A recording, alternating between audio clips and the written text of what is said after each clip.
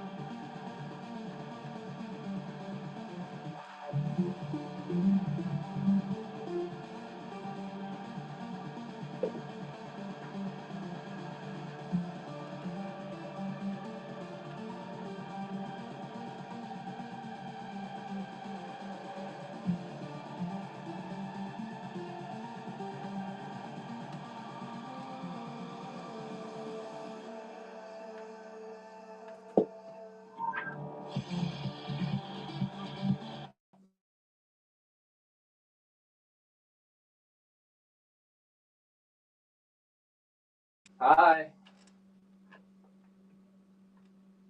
How are you? I need your help. Okay, what's up? Oh my god. So this morning, I took a medication, right? Okay. Don't fix that. I'm like, wow. I'm supposed to be the doctor right now, and in Roma, trying to figure out what to do. Okay. I don't want to have like a total breakdown. But this morning, I woke up, and the person left the medication out that looks exactly like the one I take in the morning, but it wasn't. It's a sleeping pill for sleepwalking. I've never taken it before. Okay. I just took a very strong medication, 8 o'clock in the morning, for sleepwalking that would knock an elephant out. So I've never taken it. Do you get it?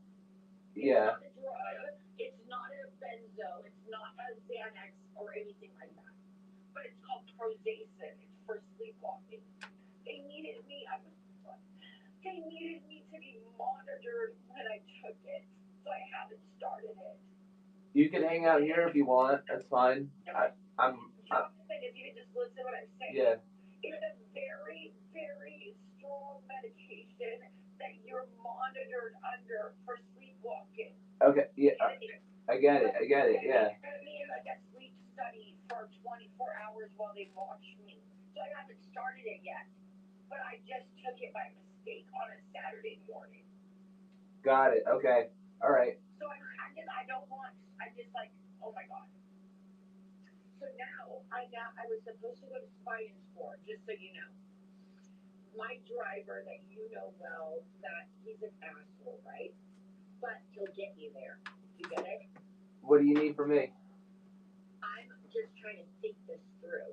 Okay. I need you to just hear what I'm saying. I could have had a massive reaction, so they needed me to be watched while I took this medication under sleep study surveillance hooked up. Okay. It looks exactly like the other medication, but yesterday I had an investigation of the apartment, so everything got moved around. Okay, hold on a sec. Hold on. Open the medication, take it, and don't realize, oh my gosh, it looks exactly like the other one, and someone put it by my spot. So I'm just worried that I just took a major sleeping pill. It's not even a sleeping pill. It's for people that sleepwalk. Yeah. It's not even a sedative. I don't know what it is. Okay? But my neurologist, neuropsychologist said, you need to take this, but you have to be watched, you have to be in, and I took it by mistake. And so everything feels very crazy. Like, I'm sleeping, but I'm not. But it's in the day. Yeah. Yeah, daytime. So I just knocked myself out at 8 o'clock in the morning without meaning to. Yeah. But the driver goes, I don't care. So I said, guess what? This is my last day. I'm debating because I'm across the street from my spinal cord doctor, right? Yeah. I go there Saturdays during the week. They're waiting for me. I was supposed to be there at 10. I finally got dressed, got my clothes on. I mean, I don't know about being drunk. It would be like being dizzy and being like your head is in like a bucket, okay? I'm supposed to be sleeping right now. That's what I just did to myself. But I'm across the street. I could just get out of this car and walk over there because the person with me is scaring me. You get what I mean? They on a Saturday morning, they show up. They could be hungover, right? Anything. So right now, I'm just asking if you could help me. This would be, I'm just oh my god. So I have a spinal cord doctor that I was supposed to go to today. It's very important. I was at the doctor's last night. I was at the emergency room at 9:45. Jonathan, they made a 9:45 appointment on a Friday night. Isn't that weird? Yeah. That's because it's dire. When I got there, the person couldn't find the address, started screaming and yelling that I gave them the wrong address, and took me home.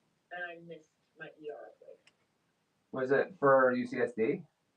Yep. So I got there, and they drove around, and we missed the appointment. Because they couldn't find it. And I don't drive. I mean, it sounds like excuses, but think about if you don't drive, you're in a car, somebody, blah, blah, blah, blah. But right now, I'm thinking of getting my stomach pumped. Okay, I have to decide. I have an appointment across the street. They're fine until 11:30. But can I really go in and do like a physically exhausting situation right now? I don't think so. You know what I mean? But I mean, if it's depends how important it is. I mean, if it's gonna have a traumatic event. It's super important, but it's physically exhausting. Mm-hmm. And right now, I think it'd be better just to go get my stomach pumped. You know? I mean, like get out of my system because I can't go the. You don't know. It could last 12 to 24 hours. It's not like, oh well. That's why I don't use edibles. I don't use vape. I only use flour because if they make a mistake on the flour, it's in and out of your system. Yeah. You get it? Mm-hmm. But if you eat an edible, like I would love to do, well, if it's not perfect, you're screwed. Yeah. And I just took something that is very strong, that I've never taken before, that I've had for like 2 weeks, and we're waiting to be medically supervised. And I just took it during the day. Have you ever taken, do you know about, like, I know all about drugs because I work with addicts, and I could prescribe, but I don't. Benzodiazepines, you know what those are? What is that? It's like a benzodiazepine would be like people, and they're all Schedule 2 drugs, okay? That means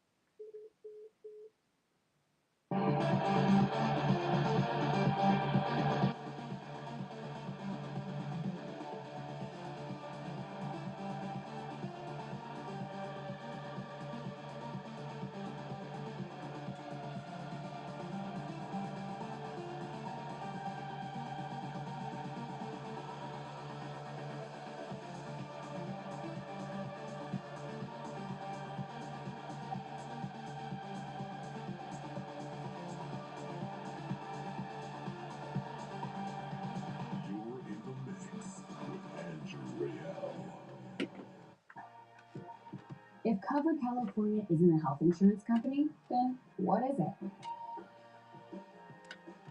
Covered California is a free service from the state that can help you get and pay.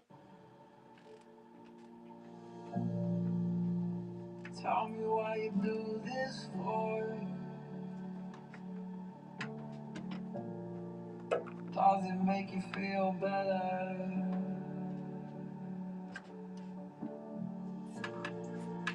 always looking for a little bit more, so you can float like a feather.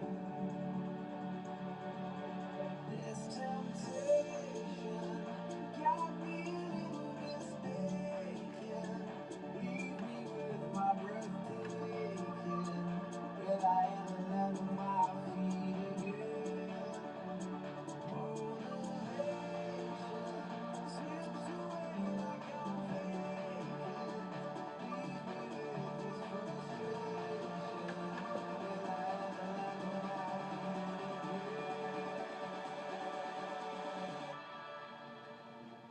now that you set me free, now I'm gonna spiral. Yeah, I'm falling in. So will I ever land on my feet again? Now that you set me free, now I'm gonna spiral. Yeah, I'm falling in. So will I ever land on my feet again? Tell me what you're running from. Does it make you feel better when you know it's wrong? Are you looking for a little more, so you can float like a feather on and on? This temptation got me a little mistaken. Leave me with my breath taken. Will I ever land on my feet again? Slips away like I'm faking. Leave me with this frustration. Will I ever land on my feet again? Now that you set me free, now I'm gonna spiral. Yeah, I'm falling in. So will I ever land on my feet again? Now that you set me free, now I'm gonna spiral. Yeah, I'm falling in. So will I ever land on my feet again?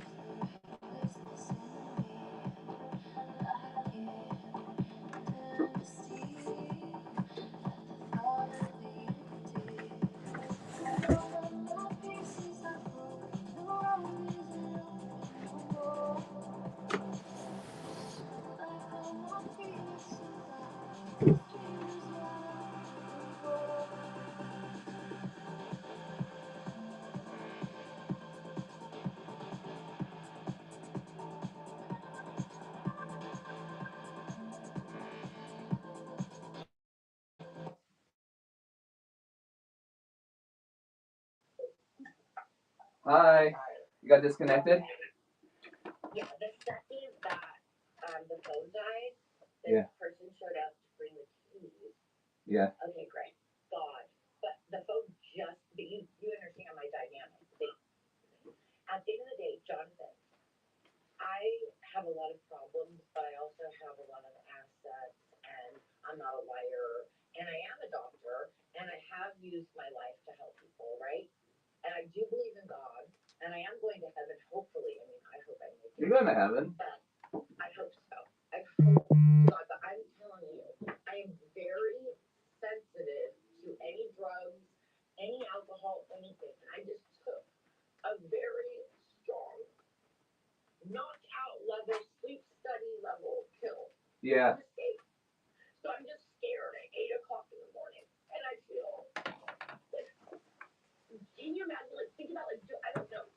maybe I don't have an example for you. I can't say that whatever kind of drugs people do, but you have a problem with alcohol, whatever. I don't care. Okay? But have you ever like drank something and you like black out? Yeah. It's called blacking out. Yeah. I don't. That doesn't. I mean, I would when I was in high school. I remember being at this house party, and they were doing these shots, and I was worried about everyone getting home. But all of a sudden, they held me upside down like something something. I'm like, Uh. oh god.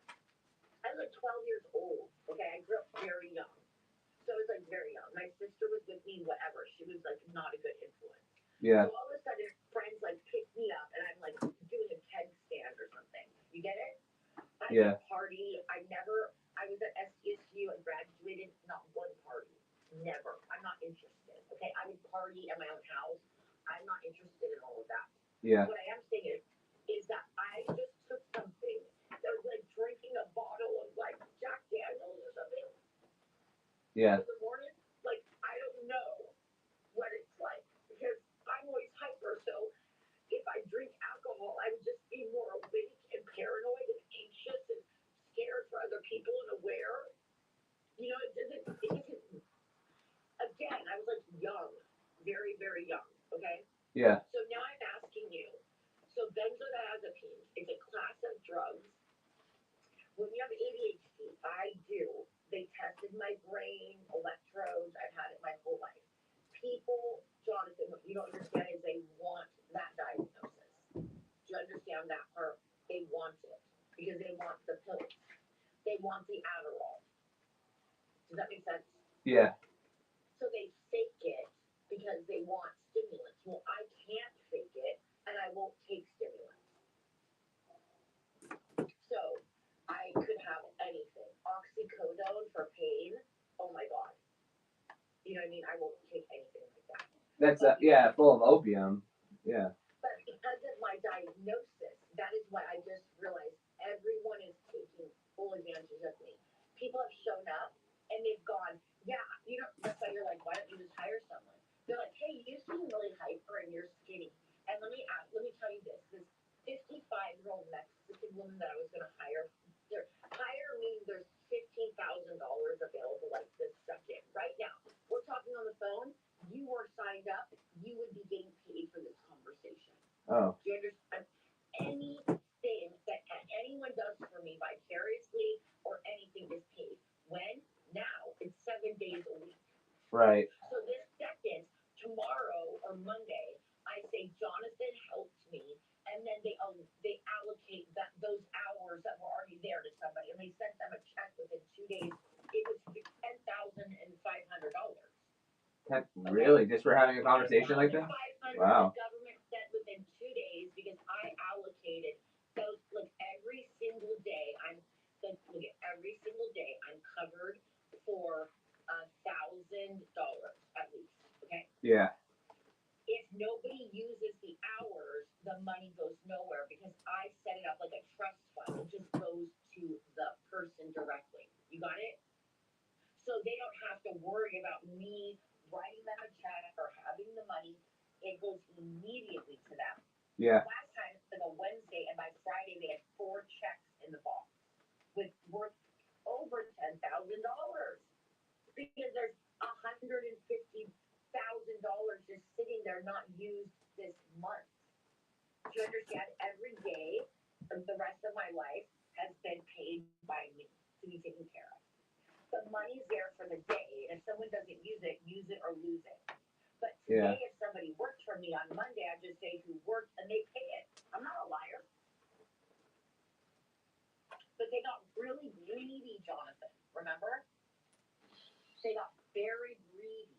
Mm-hmm. And so they got these checks. And it was like I said, it would be like 1 week was like 5,000, the other week was like 4,500, the other one was like 30. It equals $15,000 a month. No taxes if they are minimal. But the point is this: I need help by people I trust. Somehow, between you and I was supposed to be at the ER last night, getting my hand examined for massive damage before it's too late.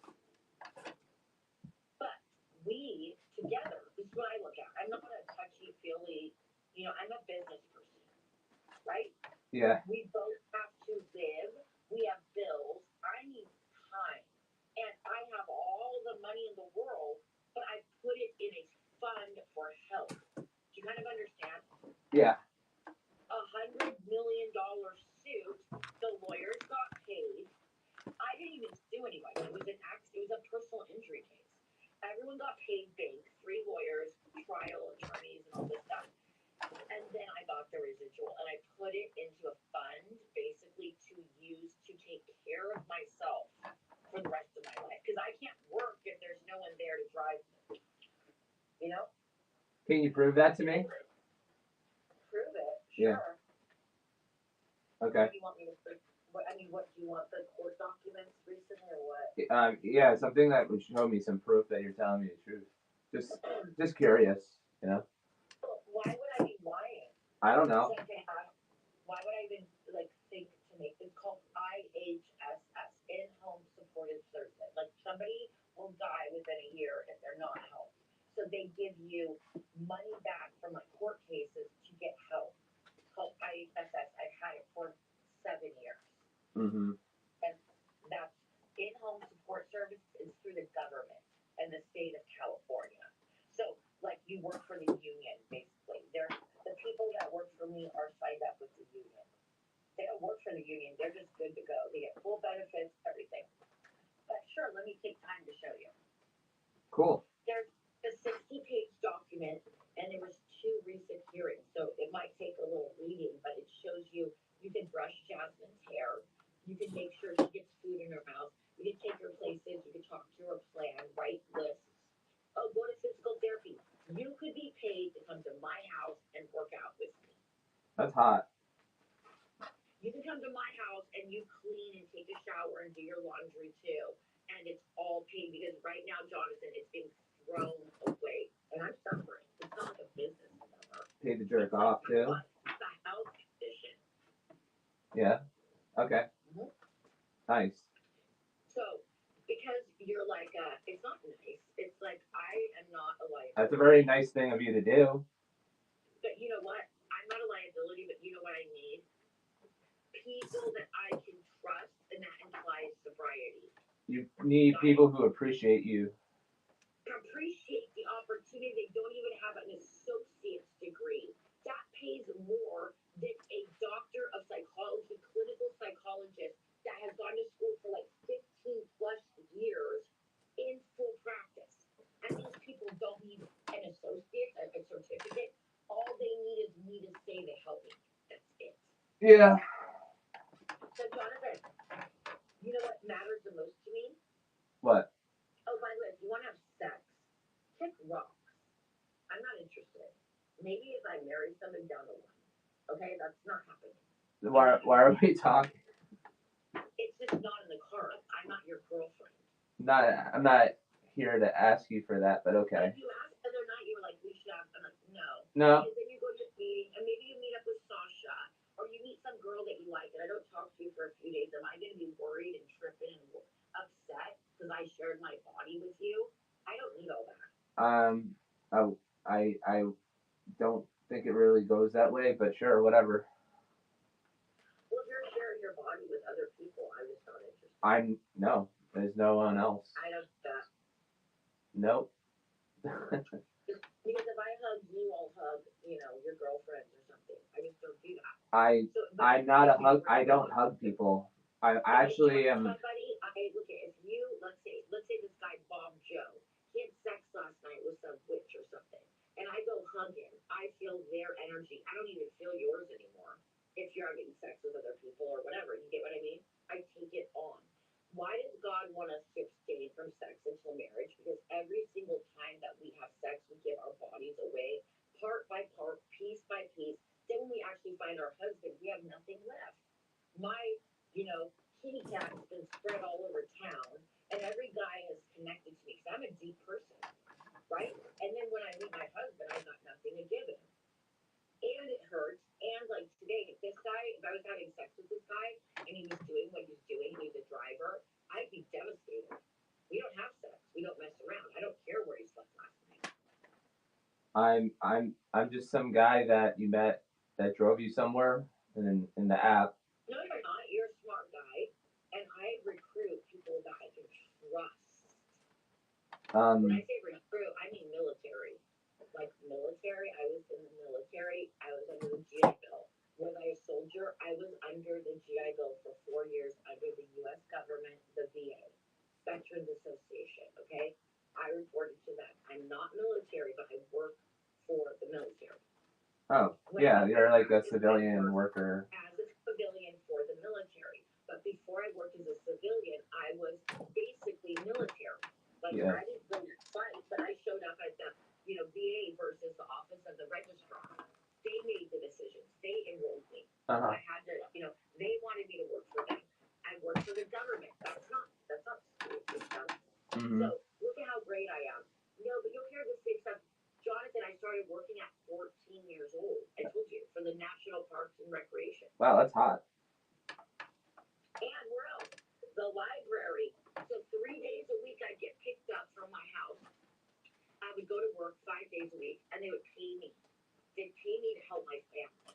That's so good. They'd pay me, and then I help my family. Because they're high-risk youth, meaning my family needed help. Mm-hmm. And I was a good student. So they taught me, and they said, if you go to an interview, like at 12, during the summers, I was interviewing. And then at 14, I was able to take the job. But they would say, like, don't take, if somebody offers you coffee or something at an interview, don't accept these, like, basics, Yeah. Like, but I was 12, okay? I was an adult. But the point is, God has always made a way for me. I didn't have anything. I have everything. My dad died. He left me his estate, his land, his whole livelihood, everything. Yeah. And he has 2 kids. My sister has 2 kids. My dad left me everything, and I don't have kids. It broke his heart. Okay? Okay. Bottom line is, Jonathan, I'm not a money person. I need basic help, and you seem like I can trust you if we have a plan. Okay, sure. So, like, in other words, if we make a plan and I go, can we do laundry? I feel like you'll show up and do it. People will pick my laundry up, not listen. Do you think I'm being picky? Wash everything on cold, use no detergent or sheet, and dry it all and leave it all to be stolen. Mm-hmm. While I'm not watching. So, like, they can't handle it.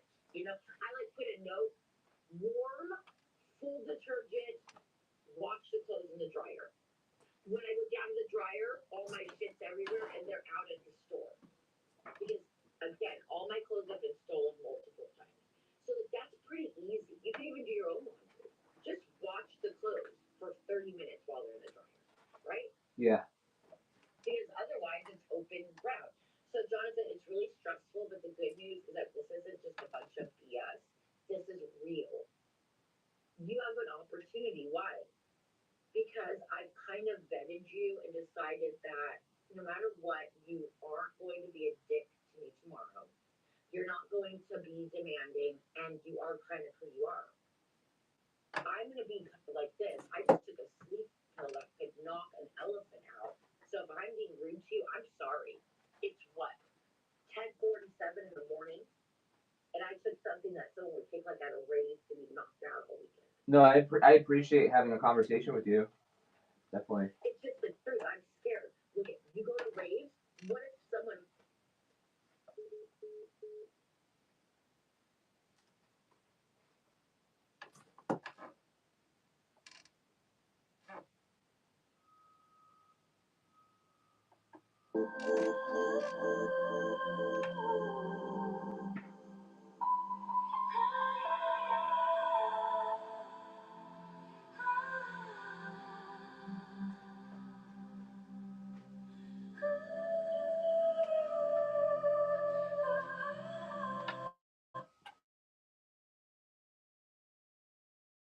Hi. Okay, so we have a few minutes. Here's what's here. All right. What I'm saying, I have to go soon. But if I call you from my, I don't know what's going to happen. I'm in Point Loma right now. The person with me is not taking it too seriously. Yeah. But it's a Saturday. They partied last night. They showed up, half there. Yeah. They're just on weekend time. Yeah. But like tomorrow it's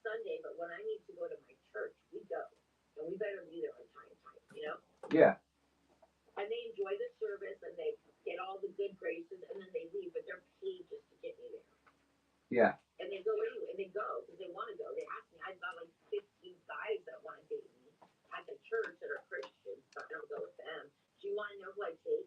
The caregiver who's a jerk to me, that's mean, that doesn't deserve to be there, but needs Jesus Christ. Instead of like bringing a boyfriend. Okay. Do you get what I mean? Yeah. I don't have boyfriends. But I go to the biggest church in San Diego. We've been around for 20-something years, and there's a lot of really good Christian guys there. But I take people that want to put their arm around me just to pretend because they need God. Mm-hmm. But I don't really want to go with them. I don't want them to go with me. I'm not interested. I don't want to be around them. But I bring them because what am I going to say? No, you can't go to church today. You get what I mean? Yeah. So I bring people that I'm not interested in relationally to church and ruin my opportunities of meeting their God because they don't need it. But the point is this: am I holier than thou? I have a relationship with Jesus Christ since I was born. I was taken out. My dad was in a car accident before he got pregnant. My dad was in Vietnam before he had me. He had malaria, Agent Orange, gangrene, whole 9 yards. My mom was in a car accident. She was pregnant with me. The steering wheel fell off of the vehicle. Jonathan. Yeah. My mom was kickboxed in the stomach. Kickboxed, like fighter style.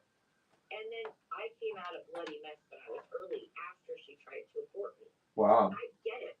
She probably thought I was going to be retarded. That's what they thought. Do you get what I'm coming from? Yeah.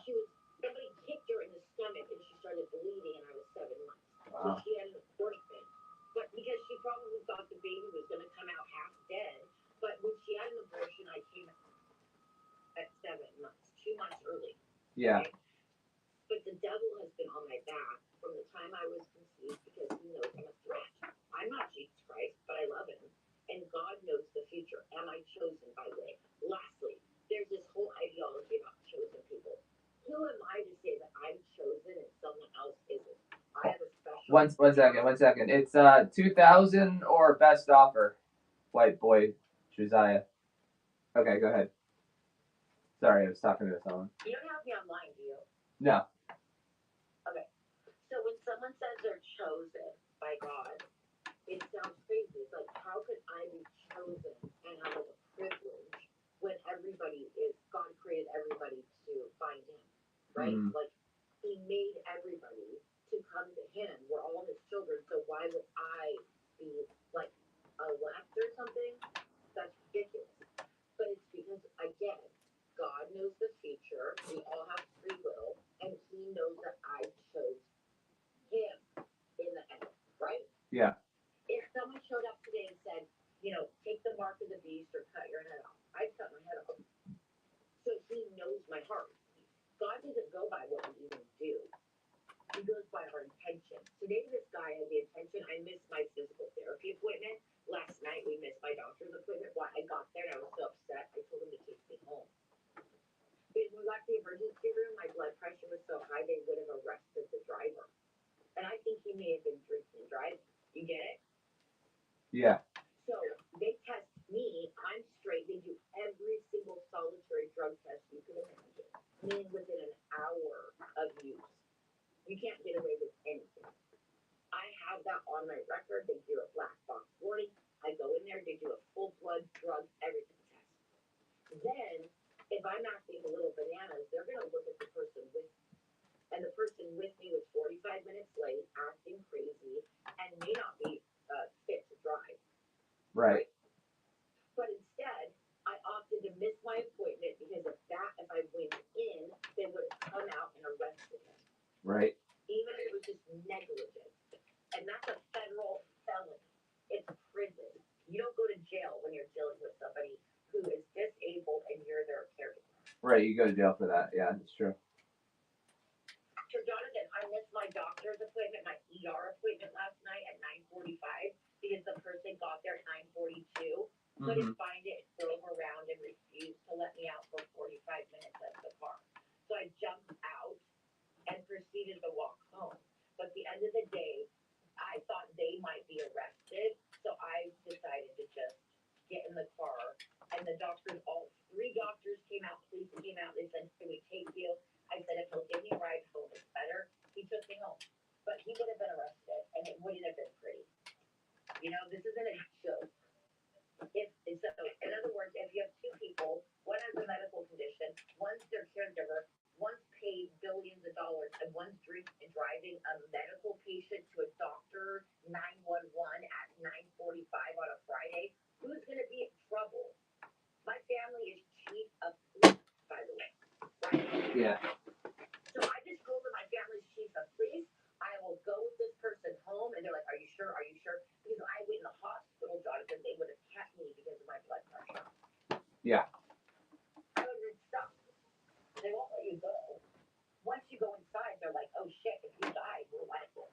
So this person put me in all this jeopardy. But today they're here again simply because I needed to go to my spinal cord doctor. You get it? It's like, why would you let a guy like beat you up and let him come back? But they also have my medication. Yeah. So when people don't want to get better, and maybe they are like women that drink, and like, with women, like let's say they drink, I think they just get loosey goosey. I don't. You know what I mean? I become like parental. So that's why I don't drink. I went to PB Bar and Grill when I was 21 one time.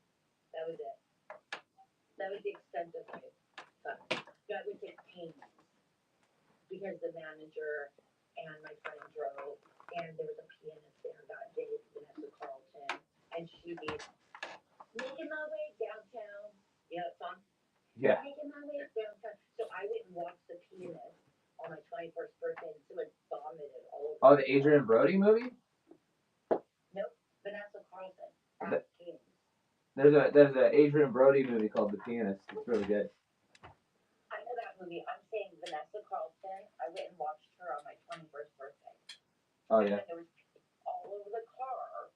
But I was 21. I went to work in the morning. It was a Saturday. Mhm. That was spent with my son at the bars. Okay? I'm not a party girl. I don't dance. And the last time I went in for an event with my so I worked for a private school. They have this event at somewhere in Barnett or whatever. It's like charity, you know, private school. And I worked there as a teacher for autistic kids. Well, the whole school goes, and I just went to support the person. It was like some teacher appreciation day or something. And they happen to have it in PB. I walked in, think about this, in Pacific Beach. I can't remember. It was like on Garnett. It wasn't like some sleazy bar or something. It was like some restaurant. And they go, this woman who I am going for is on the microphone talking about my big tits as I walk in. What place was this? I took the microphone and I told her to shut her mouth. Oh. How dare you embarrass me? She's a teacher. Oh. Okay? I'm at an event to, like, you know, support her career or whatever. I go to PB at some kind of bar and grill, like recently. Wow. She decides on the microphone to announce in front of the whole school, superintendents, all the teachers, look at Jasmine, her big old tits. Oh I wow. took the microphone. I said, I'm so sorry that I even attempted to come here, and you better watch your mouth. I'm not appreciative. Thank you very much. And I left. Wow. I took the microphone.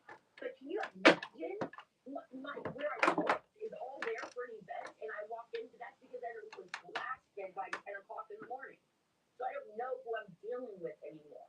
Right. You understand what I'm saying? I don't know because yesterday we were all working, doing free events, helping kids that are autistic, working our asses off as special education teachers. And this morning, while we're in front of the whole school, you talk about my tits.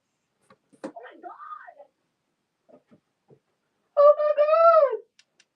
I was wrong. So what did I do? I left. But those are the kind of things I'm talking about. Yeah, those tits. It's big old, yeah. How about they're real? And just look around and you'll see every big titty committee that you'd ever imagine in the Pacific Beach. And just check them out. You know, just look at those girls. Their nipples are hanging out, just begging for attention. Why? When you got them right there. I'm wearing a jacket and a sweater and 3 bras and another jacket, and I'm showing off my real tits that I. 3 bras? 2. 2? Jonathan, I don't show off my body, okay? Give me a break. You should. I don't want to. You have a beautiful body. No, I don't need to show it off. Well, okay, that's fine. You do what you want. You can do what you want. Are we friends? We are friends, but I can't do what I want because what I want isn't what you want. So, What do you want? it's so much like every other guy, and so like predictable, and just like everyone else. So it's like, No, you're not. yeah, I That's am. you. That's a lie. I like comic books a lot, so I like, That's called Jonathan. yeah. When I met you, the reason that I massaged your hand is that you told me in confidence. And if anybody was going to be like inappropriate, it would be my medical driver somewhere, right? Yeah. Because Uber is medical. They track you, they look, they check. And because you said that you people are not interested in hooking up, if we're over that. And I was like, okay, well, that's cool. Well, hooking up isn't something I do with you because we're still talking to each other. So. Right. So that's where our relationship is different. I'm the most sexual person I probably ever met. And that's really important. Of a relationship. I can't go there when tomorrow I don't know who's coming or going. We did some things that whatever it happened. Who's coming and going, huh? But if people are coming going, like if we had sex tonight, tomorrow are you my boyfriend? That's what I intend to be. Really? Sure. I mean, no, yeah, sure. Yeah. Because you want a relationship. That's what I want. I don't know if that's what you want.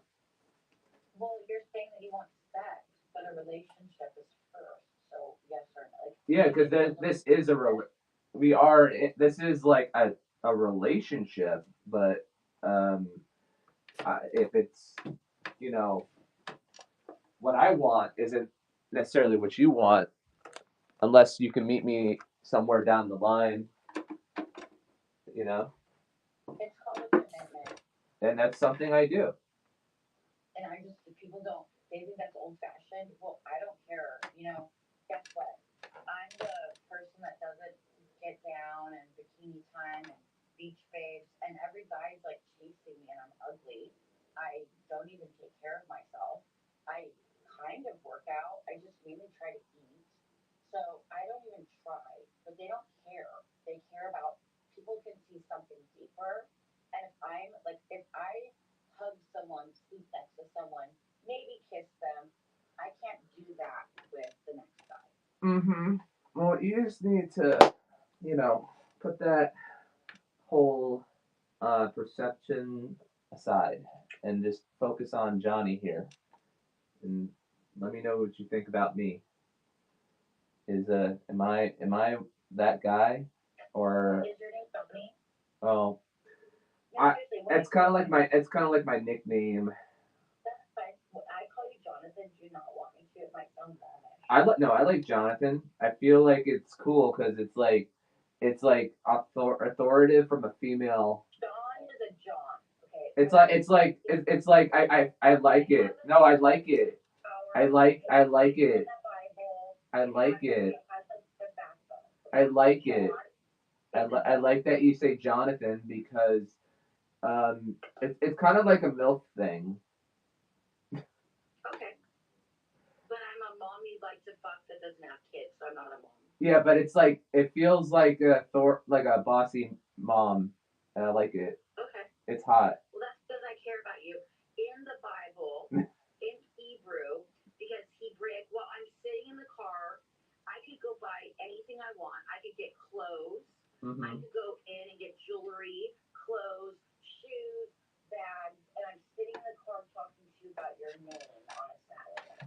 Because I'm just bored? No, I'm not. Jonathan in the Bible. Okay, so in Hebrew, every letter is what? Is a number. right. It's a number.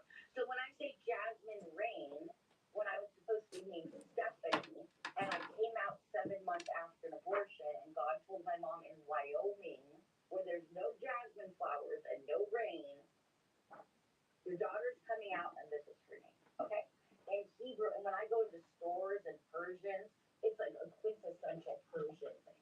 They have a song that they sing to their kids. It's like the most loving thing ever. Well, my mom named me after a porn star, Nito.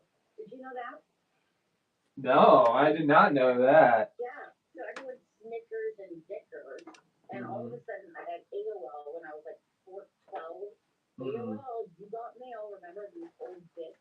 And everyone started going, he, you know, like instant message. That's the most social media I've ever had. Jasmine Rain, and I just didn't understand. I was maybe 18 at the end, but it means it's a porn star. But that wasn't her real name. In the 80s, it was a Pamela Anderson. But my real name, okay, so Jonathan. John is a John. You could just say Jonathan the way you've been saying it, because I think that. I'm just telling you the reason I think it's hot. It's because, but no, in the Bible, All right. there was somebody named John the Baptist. Yeah. And then there was the book of John. Well, John the Baptist was Jesus' best friend and baptized Jesus for God's sake. That means something, right? John, not Jon. If your name was shortened, it wouldn't be John. It'd be John, right? Jon. The point is, when I was married, David didn't know his biological mother. I told you this. Yeah. I investigated, I hired a private investigator, went to the military, talked to his dad, because we're married, and this dude's like all like, you know, he doesn't know his own family. He doesn't know, if we had kids, I certainly wanted to know. But we didn't, we agreed. But the point is, I found his mom from a private investigator, and this guy was 29 at the time. When I met him, no, I was 21, he was 29. So he was like 35, and I was 27. Yeah. The point is, I found after we were married, I talked to his dad. He never told David Alexander what happened with his mom. His whole life, all he knew was mom is gone. Well, what happened is blah blah blah. She went back to Vietnam. I told you this, military, but he knew that she didn't leave him, and her name was Joe. In the military, Joe means like Joe, a deer, a female deer, say a tropical sun. It means like a John Doe. John, because of years in the military, cops, law enforcement, for somebody that has no name is a John. When prostitutes get in a car with a guy and they give him pleasure and get $10 and get out, guess what they call him? A John. You get it? Yeah. It's almost mocked that name. I could never do that. But what I'm telling you is, Jonathan, before we go, you need to understand what your name means. I'm walking around. So, I gotta go. 30 seconds. Ready? Yeah. In Hebrew,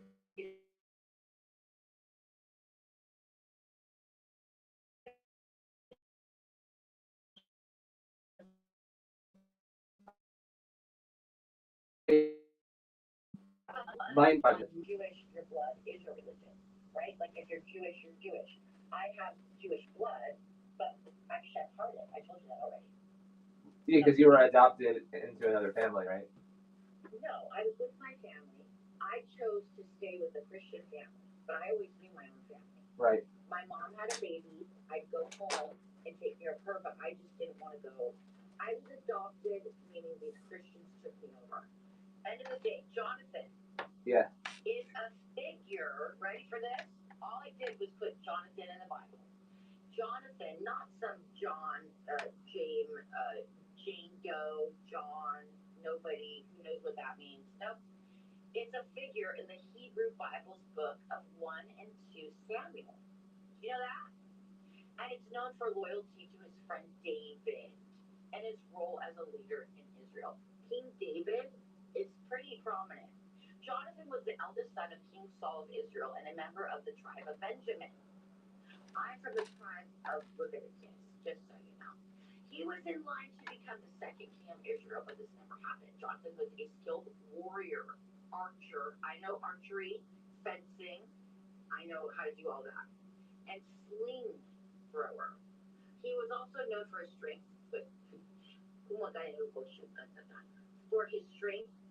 swiftness, and leadership abilities. Mm-hmm. That's a pretty cool name. Leadership, swiftness, order King David's. Spawn? There's Spawn in the buy it now. I think I have some Spawn here. Let me check.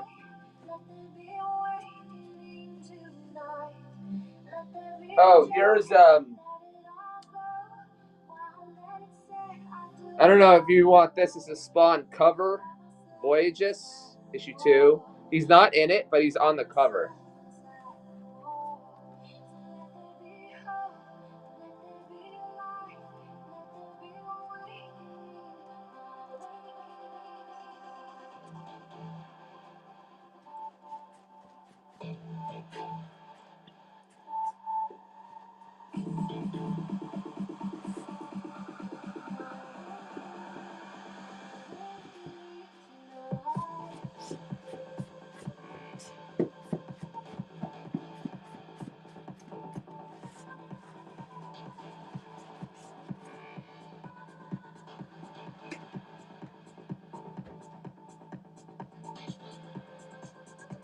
I don't know if that's something you want, but I'll just put it over here.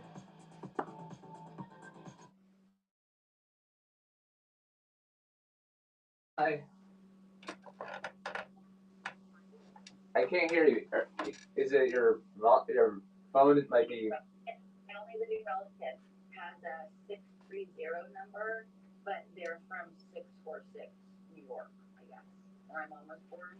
Yeah. I might visit them, so that's why I'm asking these questions. Oh, you're going to New York? My Mecca married. My grandmother has one brother, Frank. Yeah. We're friends. He's old, and I think he's having dementia. Oh. So I can't let him die and do nothing. So I might go to New York. Oh, okay. I know I'm going to New York eventually, but I don't know when. I'm going. I don't know. When do you plan on going?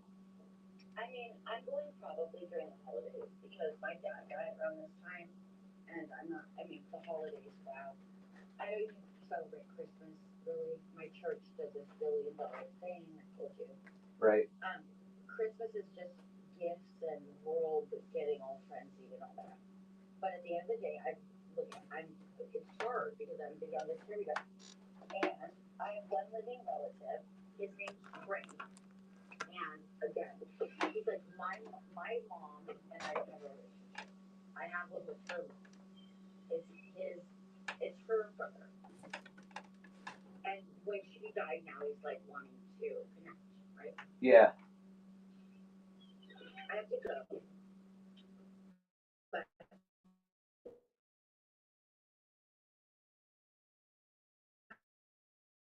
to get over that trip, they could do their own trip, and that would be like. I would do that. I would benefit from that. I could go see my family, and you could go do whatever you want to go do.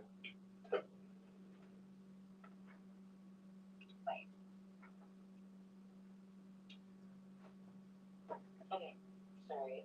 I would just. The guy just came to hand me some kind of drink, like a Thai tea, is what it was, interrupting me. Oh, okay. I'm rude because this person's on the clock shopping while I'm struggling and interrupting. And I'm trying to talk to you, and I don't like it. They're jealous. Oh. Okay? Because I give my undivided attention. So while they're calling of this and go in, and they forgot that I took a sleeping pill. Okay? Yeah. Sleeping knockout. They're with me. But that's all forgotten. But Thai tea, hand me this Thai tea.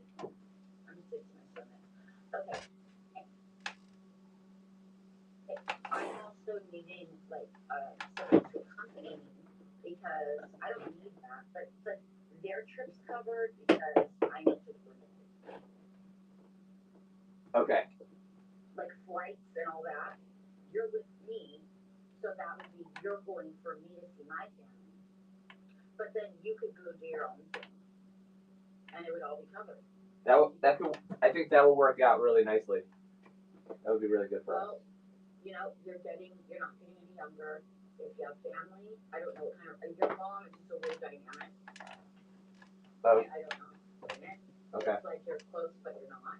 My mom and I are not close. but I've taken care of her. You get what I mean? Yeah. I don't know how to explain it, but she hated me. Okay, my mom hates me. Why? Because my dad loved me and favored me. Why? Mm-hmm. Because I got good grades, I didn't do drugs, I believed in Jesus Christ, and I was always loyal to my dad. So he loved me. And then he didn't love very many people, he trusted nobody, and he left one person as his heir. And it wasn't my older sister with me.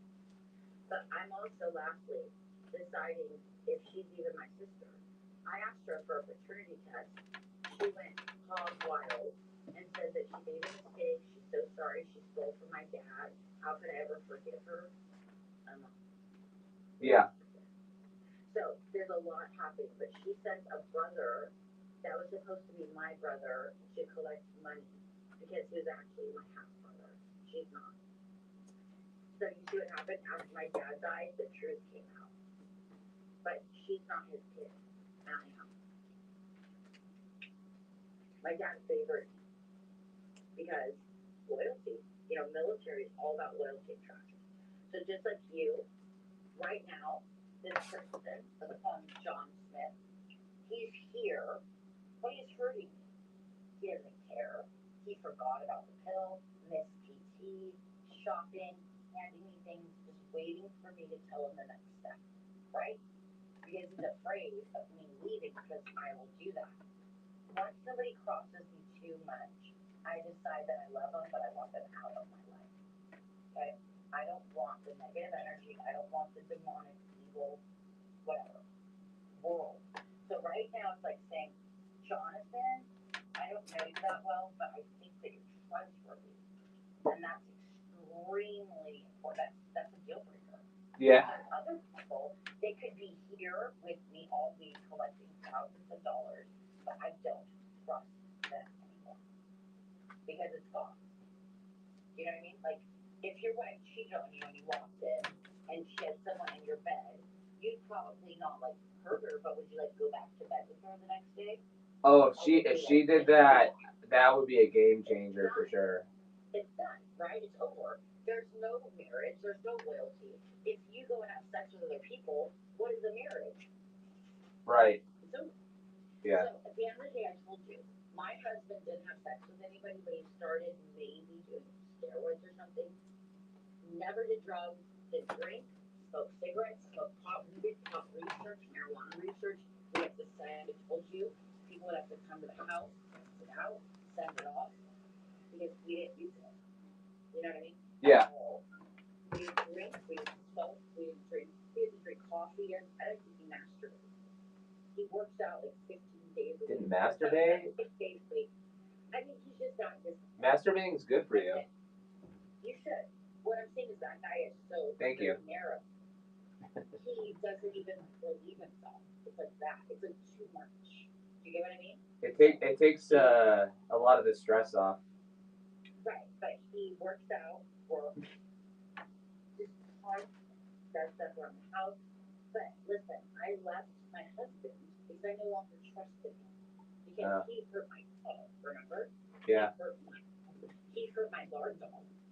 He killed my dog out of protection. Oh, really? Wow. He beat the living crap out of my dog after my dog, my guard dog, because I was a doctor and it was high stress, and he would go to the gym. And was he going to screw in something? No. He would go to work and come home and go to the gym at like 8 o'clock at night and work out for like 3 hours. But he was, last, Jonathan, I don't care what kind of shape you're in, this guy was almost too gorgeous and perfect. He had exercise addiction. Yeah. And I interviewed him. That's how I got to meet him. I interviewed him when I was going to college for exercise addiction. And he said that even when he was hurt, he couldn't stop going to the gym. So I don't like that. It's too much. You know? Perfectness, no cheating. I can eat whatever I want. I'm not worried about dieting. I'm never on a diet. I would like to gain a little bit of weight. Hey, Jonathan, lastly, you saw my body. Within 2 months, guess how much weight changed for me? So you gained 20 pounds, right? Pounds. Yeah. 20 pounds, I think. Trying. So if I don't watch it, it's like a drunk with a bottle of whiskey and a shot glass. I'm trying to lose 20 pounds. You don't need to lose weight. If anything, maybe we could get in better shape. Okay. Okay, you can gain weight. I'll lose weight. I need to. I need You to. don't need to lose weight. I need to lose Do you? weight. I feel. Really? Yeah, I feel By less. the way, don't.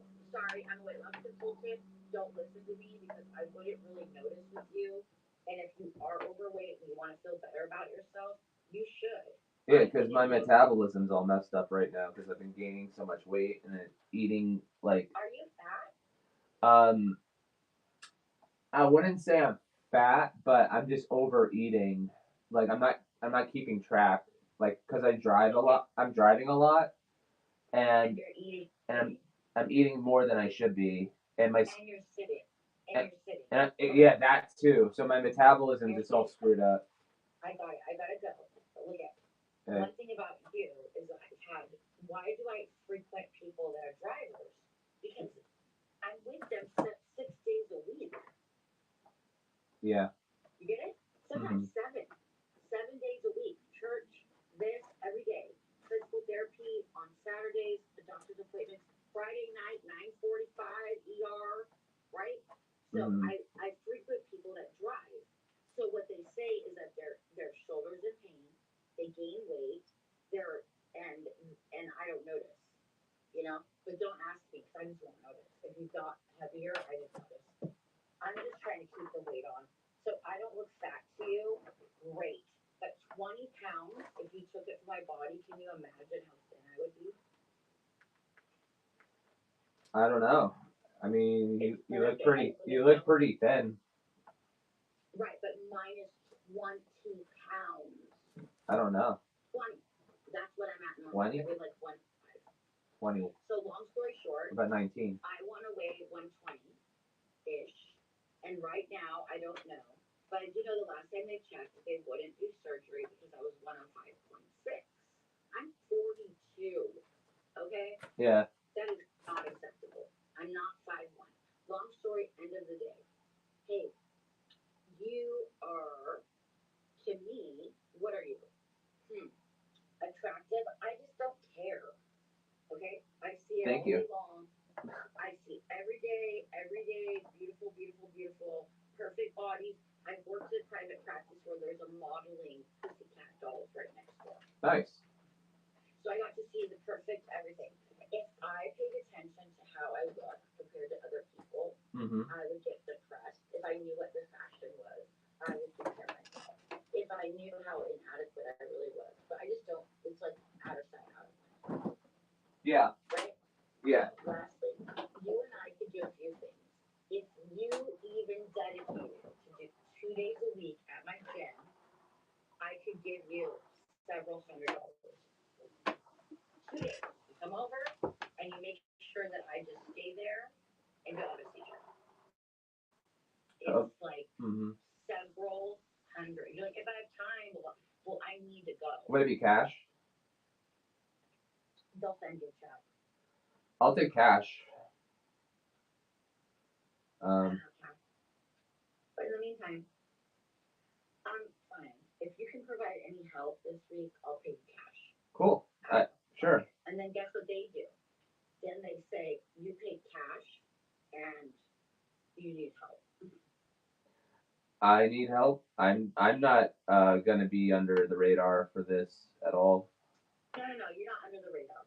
What I'm saying to you is, as a friend, if you use your time to help me, will you take compensation, or then it's gonna be just with something?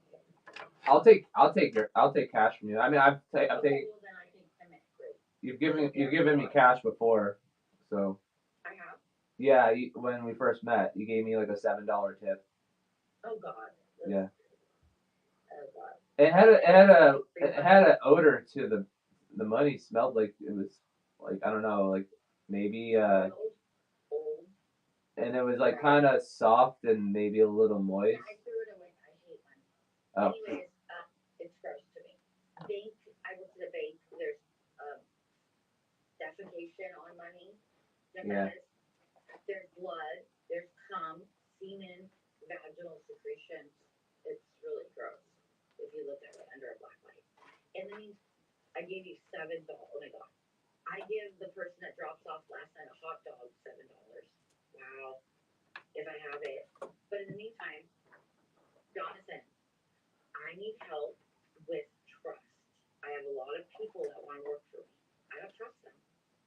I'm okay with whatever it is that they do. If it's you know, just ask me to do it when you want me to do it, and I'll do it. Jonathan. Yeah. If we have trust, meaning I'm not having sex with you, I'm not your girlfriend. Okay? Yeah. Can you accept that?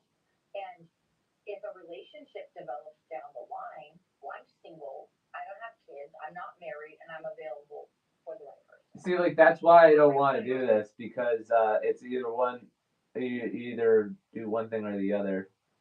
So. Well, if you want a relationship and you want to have sex, then That's your priority. that is a priority for me. Okay.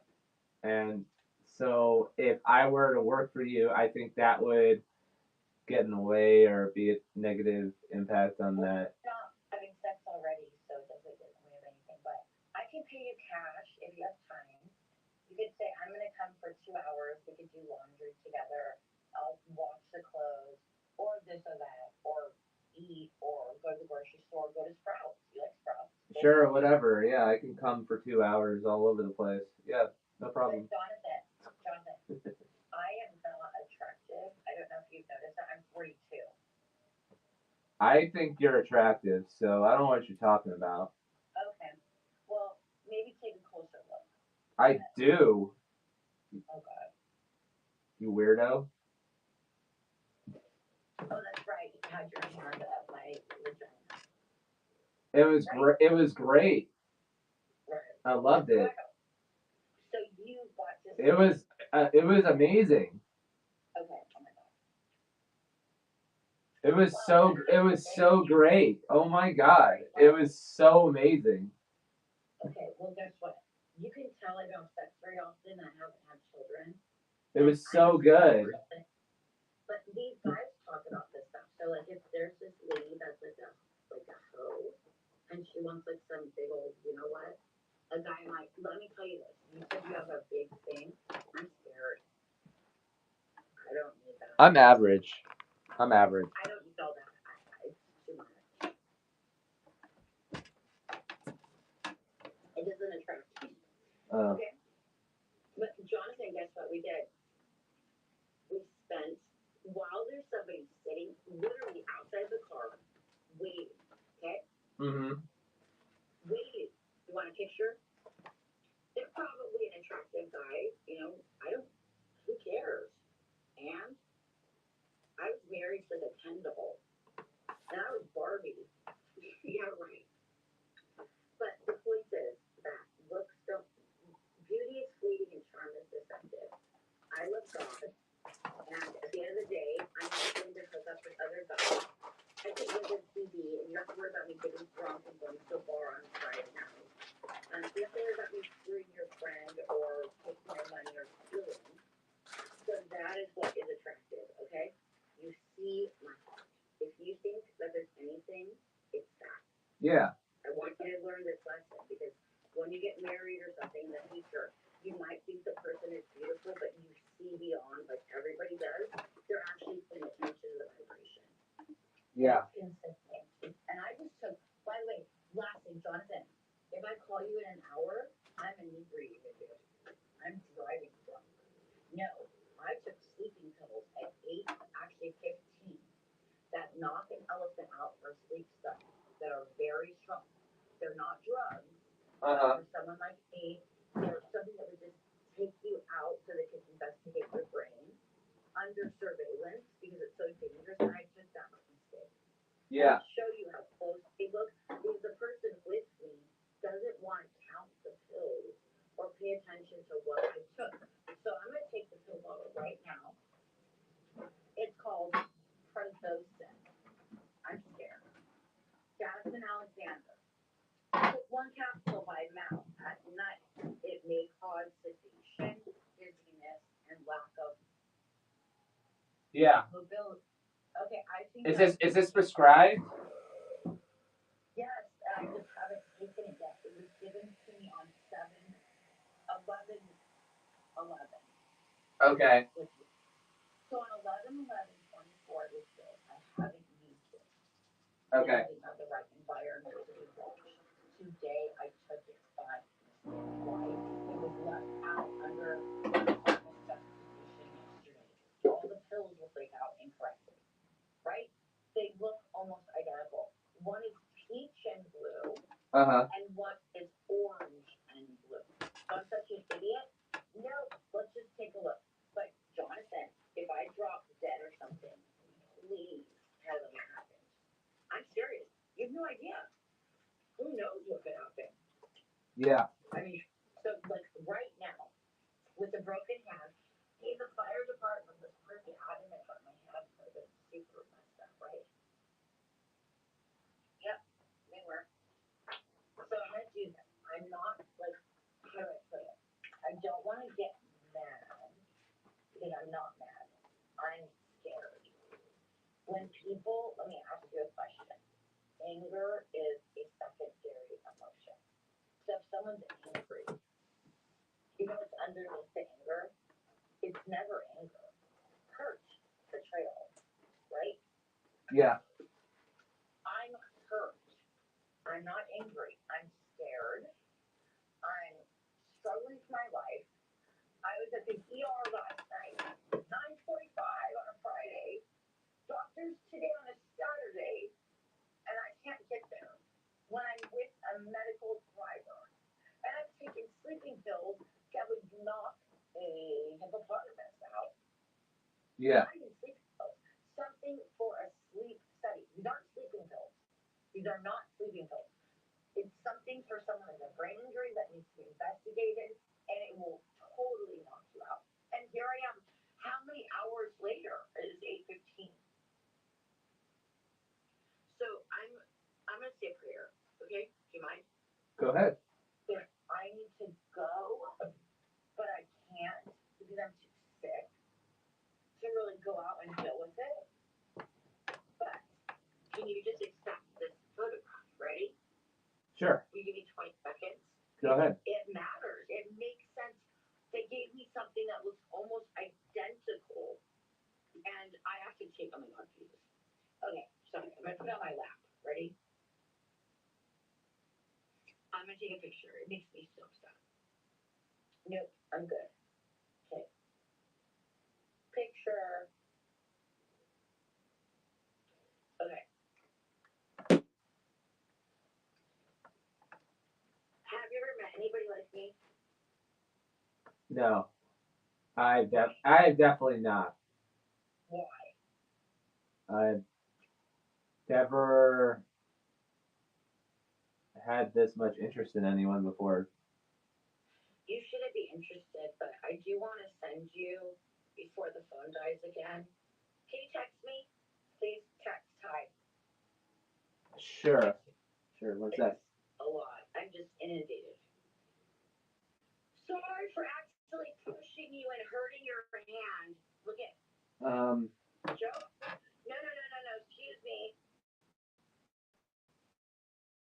Sorry for accidentally pushing you and hurting your hand. That's right. When I was a physical therapist, I grabbed a sweatshirt from the front and somebody backhanded me.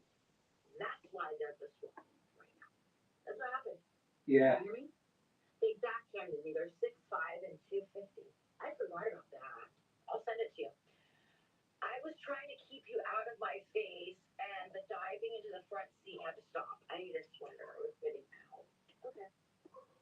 Jonathan, please, as my friend, in 30 minutes, send me a text message saying you took a hardcore medication that you shouldn't have taken. Please. Will you do that? Thank you. What do you want me to do? I'm sorry. In 30 minutes, send me a text message because now I'm totally like checking out hot. Oh, in 30 minutes. I just sent you one right now, but You took a sleeping pill. The person with you doesn't get it. I know that. I just sent you a text message just now. I'll forget. Yeah, I'll send you another one. Yeah, sure. driving. I never do that around you. Well, I hope not. I mean, if you did, would I be okay? Jesus Christ. No, okay. Okay. So, Jonathan, 30 minutes. It's 11:33 at noon. Say, Jasmine, you took Prozasin. Can you? And it's very intense, and you've never taken it before. Just look. And Yeah. the doctor said to wait because it was too much. But let me send you, if I have 15 seconds, a picture. Okay. Here we go. And just remind me, because I'm now in Lala. It's something that knocks a person out for like 12 to 24 hours entirely. If you get this picture, say yes. Okay. And you'll see that one is Vyvanse for ADHD that I take in the morning. The other one is this, and I took the other. Okay. Do you see them? One's peach and green, one's orange and blue. They're exactly kind of the same size. Do you see it? Oh, I see your text. Hold on. Okay. That's my knee. Why didn't you come outside? I'm locked out of your gated community. Yeah. Why are you sending me that? I'm showing you what happened. You're not locked out of anything. Oh no, it says that you're locked out of my gated community. I don't know. It's a picture of my knee with medication on it. I don't see anything. Let me do it again. Okay. Why would I be locked out? Oh, here's another. Oh, I see it. Yeah. Okay. So that's my knee right now because I have my phone on lockdown. What's that purple yellow paint? What's that? Is that That's my styrofoam? knee. That's your. My pants. Oh, I oh. have medication on my pants right now showing you. I took the peach and green, not the blue and orange, which I should have. The blue and orange is the medication I take every day. The other one's new. Don't they look similar? Yeah, sure. And they were in the wrong spot. So when I wake up in like 6 o'clock and grab it, I took the wrong medication that I take at night that I've never taken.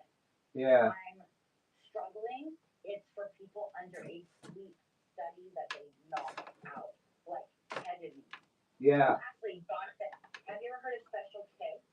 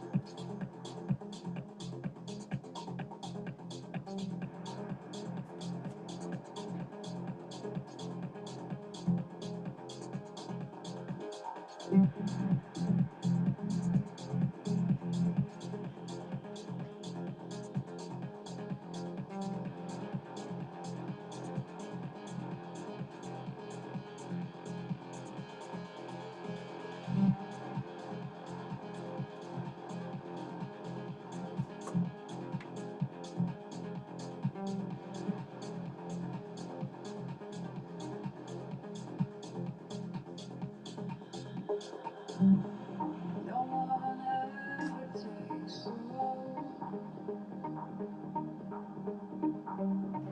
It's when they think it's over.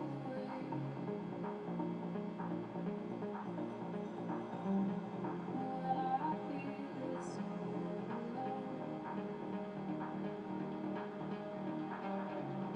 there's no way of solving.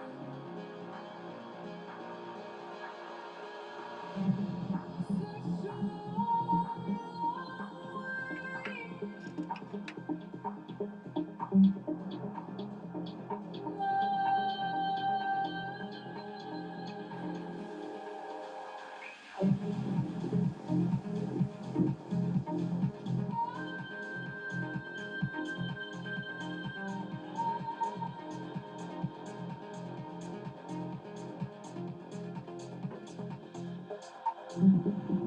you hear me when I say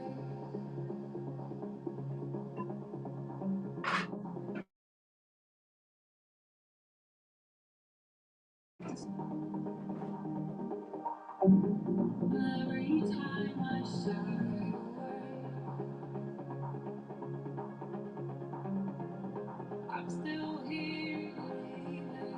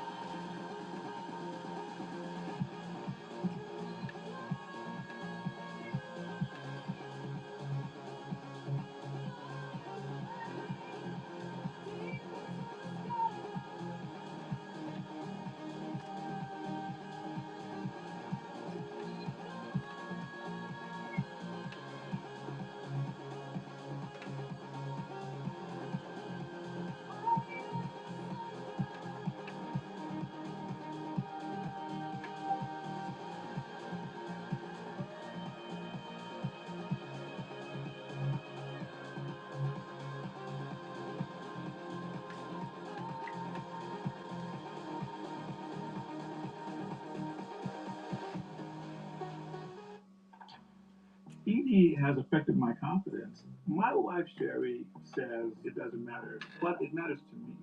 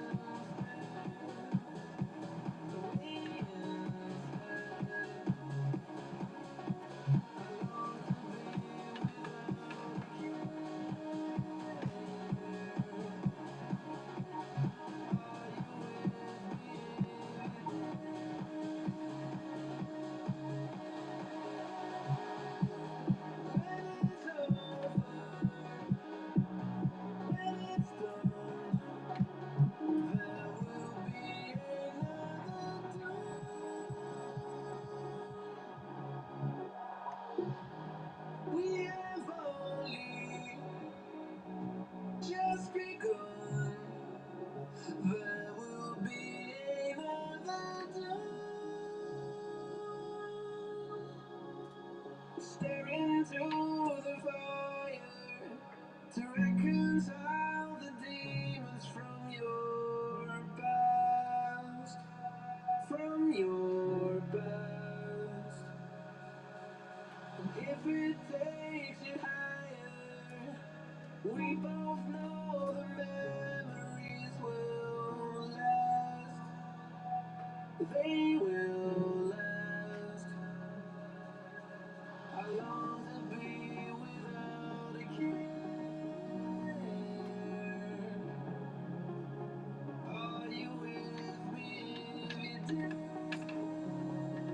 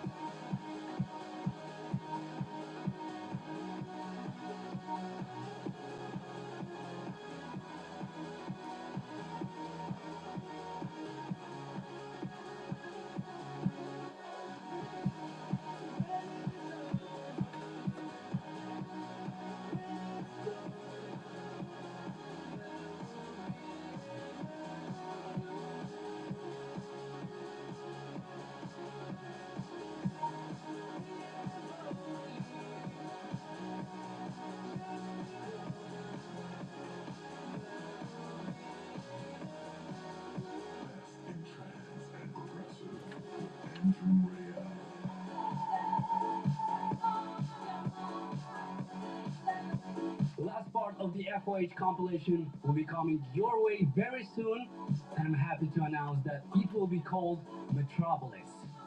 And it will be dedicated to the most energetic and banging tracks that I have in store for you guys. And for it, I've also recorded an exclusive mix from a very cool location. I can't believe we were even allowed to record there, and I'm curious if you guys can guess that location. Let me know your thoughts and options in the comments on our social media. In the meantime, you can still listen to the first two parts, Heavens, with a mix recorded in a hot air balloon in my home country of Moldova in Chisinau, but also Nature with a mix recorded at Lake George in upstate New York. Enough talking, let's get back to the music with a brand new release on Find Your Harmony that is coming this week. This is Your Lewis Meadower.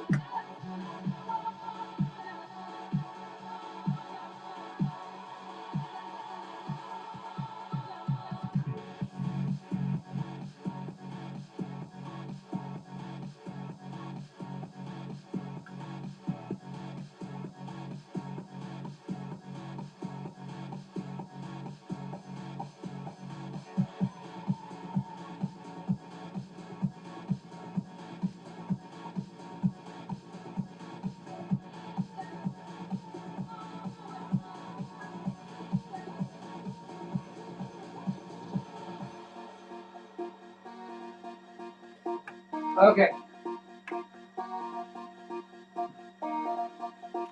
Here's Guardians of the Galaxy issue 17. And here's 20. This is the Hasbro variant. Homaging the first issue.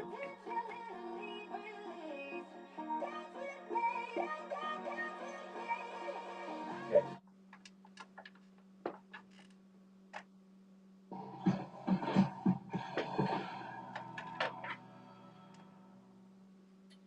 After I had one mind bloom session, my world looked different. And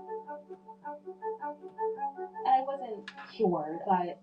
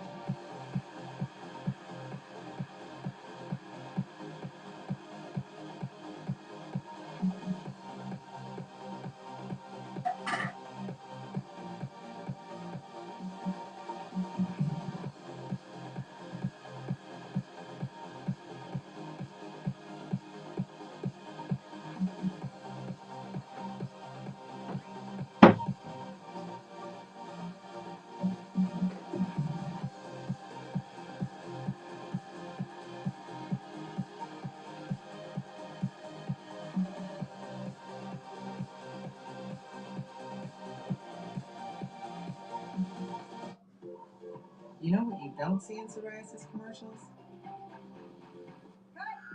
The thousands of real people who go undiagnosed. People whose psoriasis can look very different depending on their skin tone. As the makers of Tremfya, we understand that everybody's moderate to severe plaque psoriasis doesn't look the same. So we undertook a first-of-its-kind study of plaque psoriasis in every skin tone. Like hers, and his, and yours. Serious allergic reactions and increased risk of infections may occur. Before treatment, your doctor should check you for infections and TB. Tell your doctor if you have an infection, flu-like symptoms, or if you need a vaccine. Ask your dermatologist about Tremfya.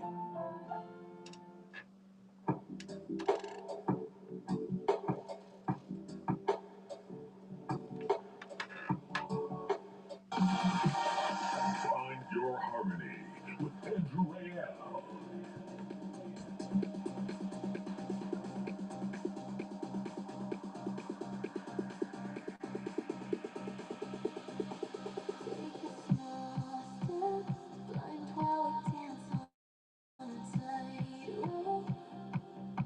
Holding my breath, knowing it all could fall down. Skating away something but a ice that keeps crumbling. Pretending we're fine when we both know it's crashing down. Can we still feel when both our hearts are closed? Can we still heal when we broke all the parts that we loved? Can we still get back? I don't wanna go back. In the darkness, feeling the walls for the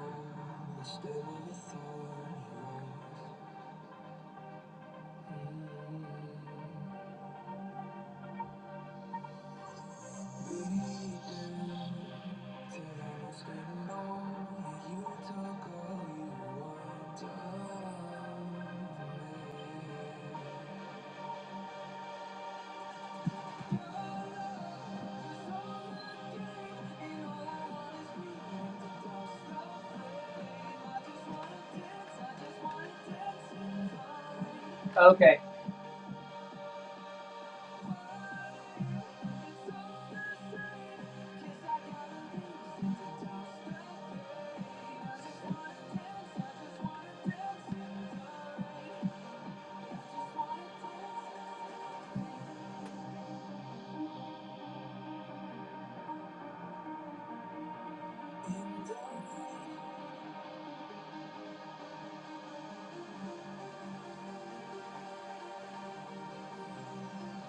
I just made a counter offer. I hope you accept it or make another. That book is pretty popular, so I'm pretty firm on how I price it.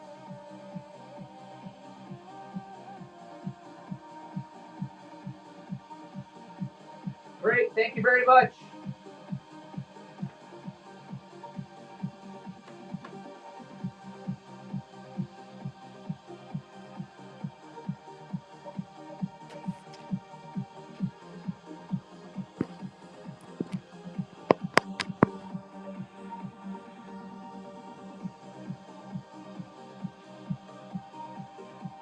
Good thing I checked my phone. The battery was about to die. This USB cord that goes to my phone, it like stops charging my phone for some reason. I think it's my phone that's messed up because I need to get those magnetic chargers.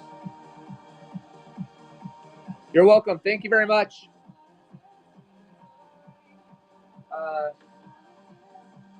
Jack Zit. Thank you, Jack Zit. Okay. Loving this track by Alexander Popov and Brandon McNaga, In the Rain in the Emu remix. Also before that, still going amazing online, my latest single with Adara, Can We Feel? I'll be closing the first hour with Key 4050 and Plum, I Love You, and the Carney Dark mix. So don't go anywhere, as there's still 60 more minutes coming up with the best and the most amazing uplifting and 138 tracks.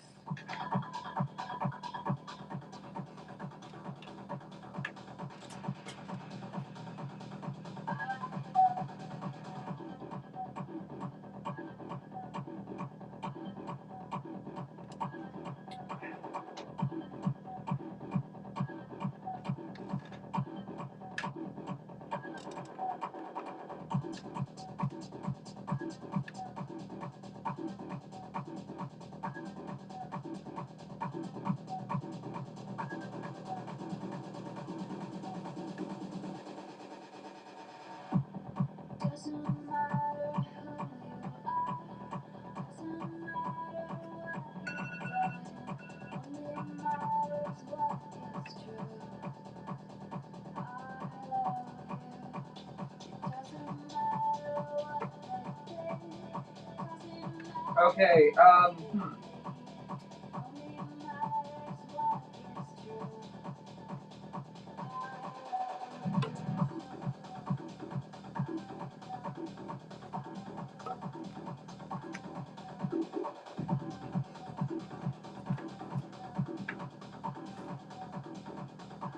Oh, wait a second.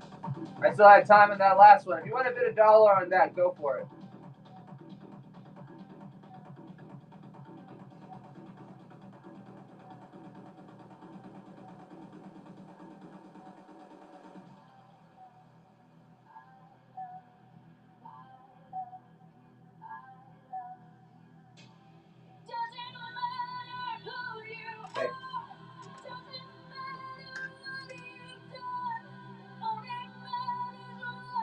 Okay.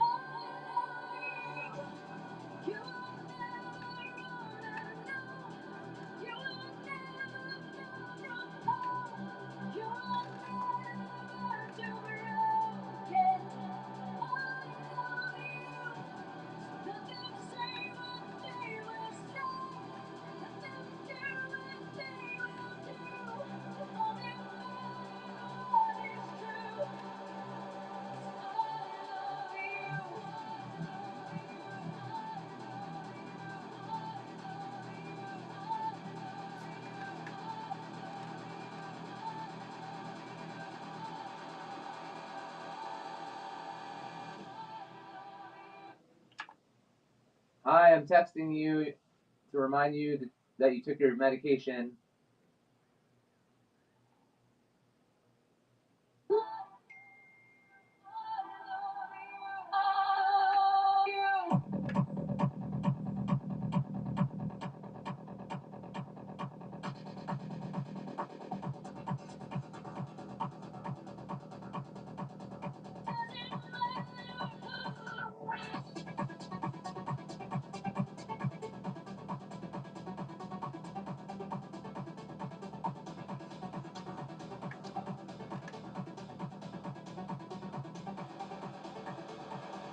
$500 deluxe garden gnome. Sign here, please. But I only wanted 5.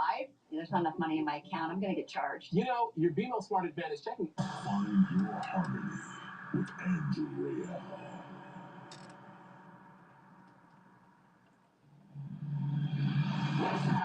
Welcome to the second hour of Find Your Harmony.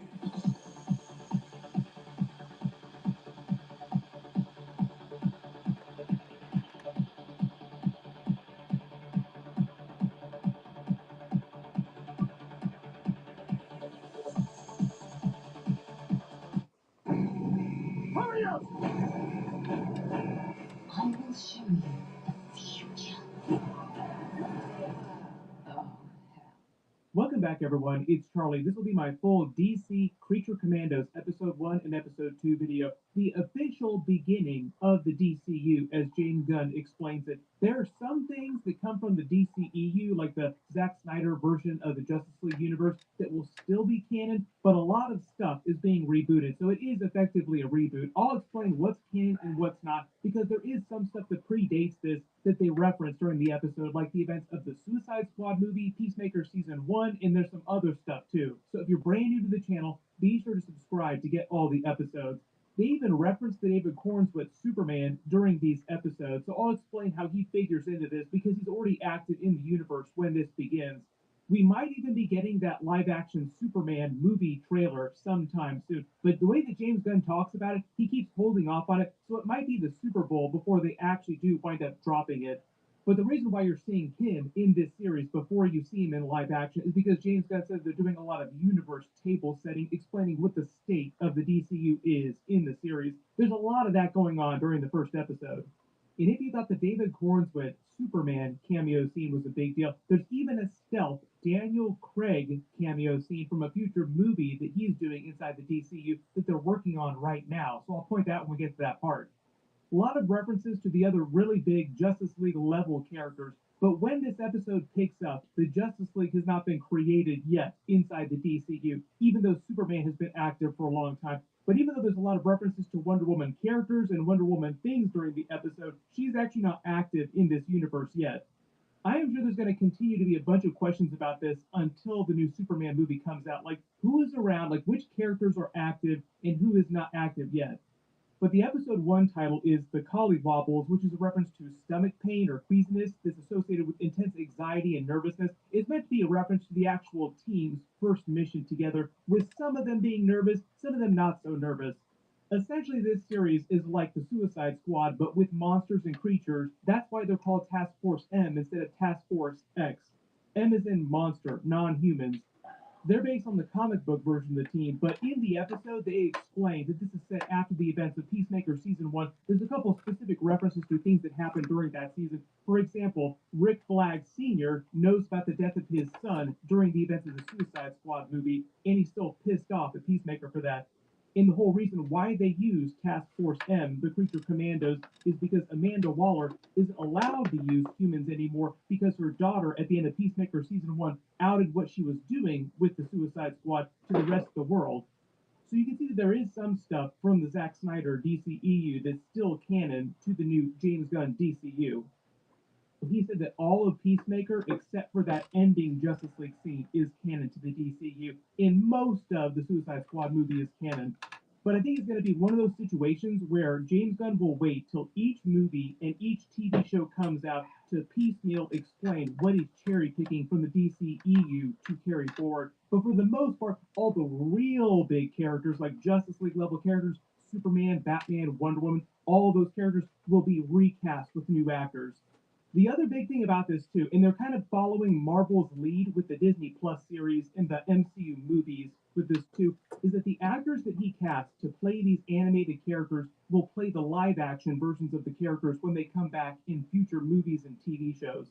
But I don't think that all the members of this Creature Commandos team are meant to survive this season. Some of them will come back in live action, but not all of them.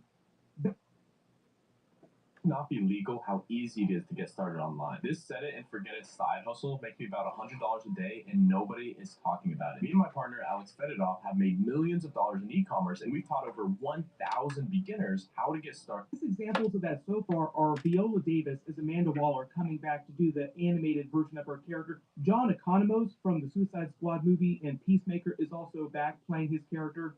And obviously Frank Grillo's Rick Flag Sr. He's meant to be Rick Flag Jr.'s father who's pissed off about the death of his son during the events of the Suicide Squad movie. Still pissed off at Peacemaker, which they will address during Peacemaker Season 2. We actually just saw him in live action during the Peacemaker Season 2 trailer, and we saw him during the new Superman movie that we're going to see next year. So we've already seen him in live action.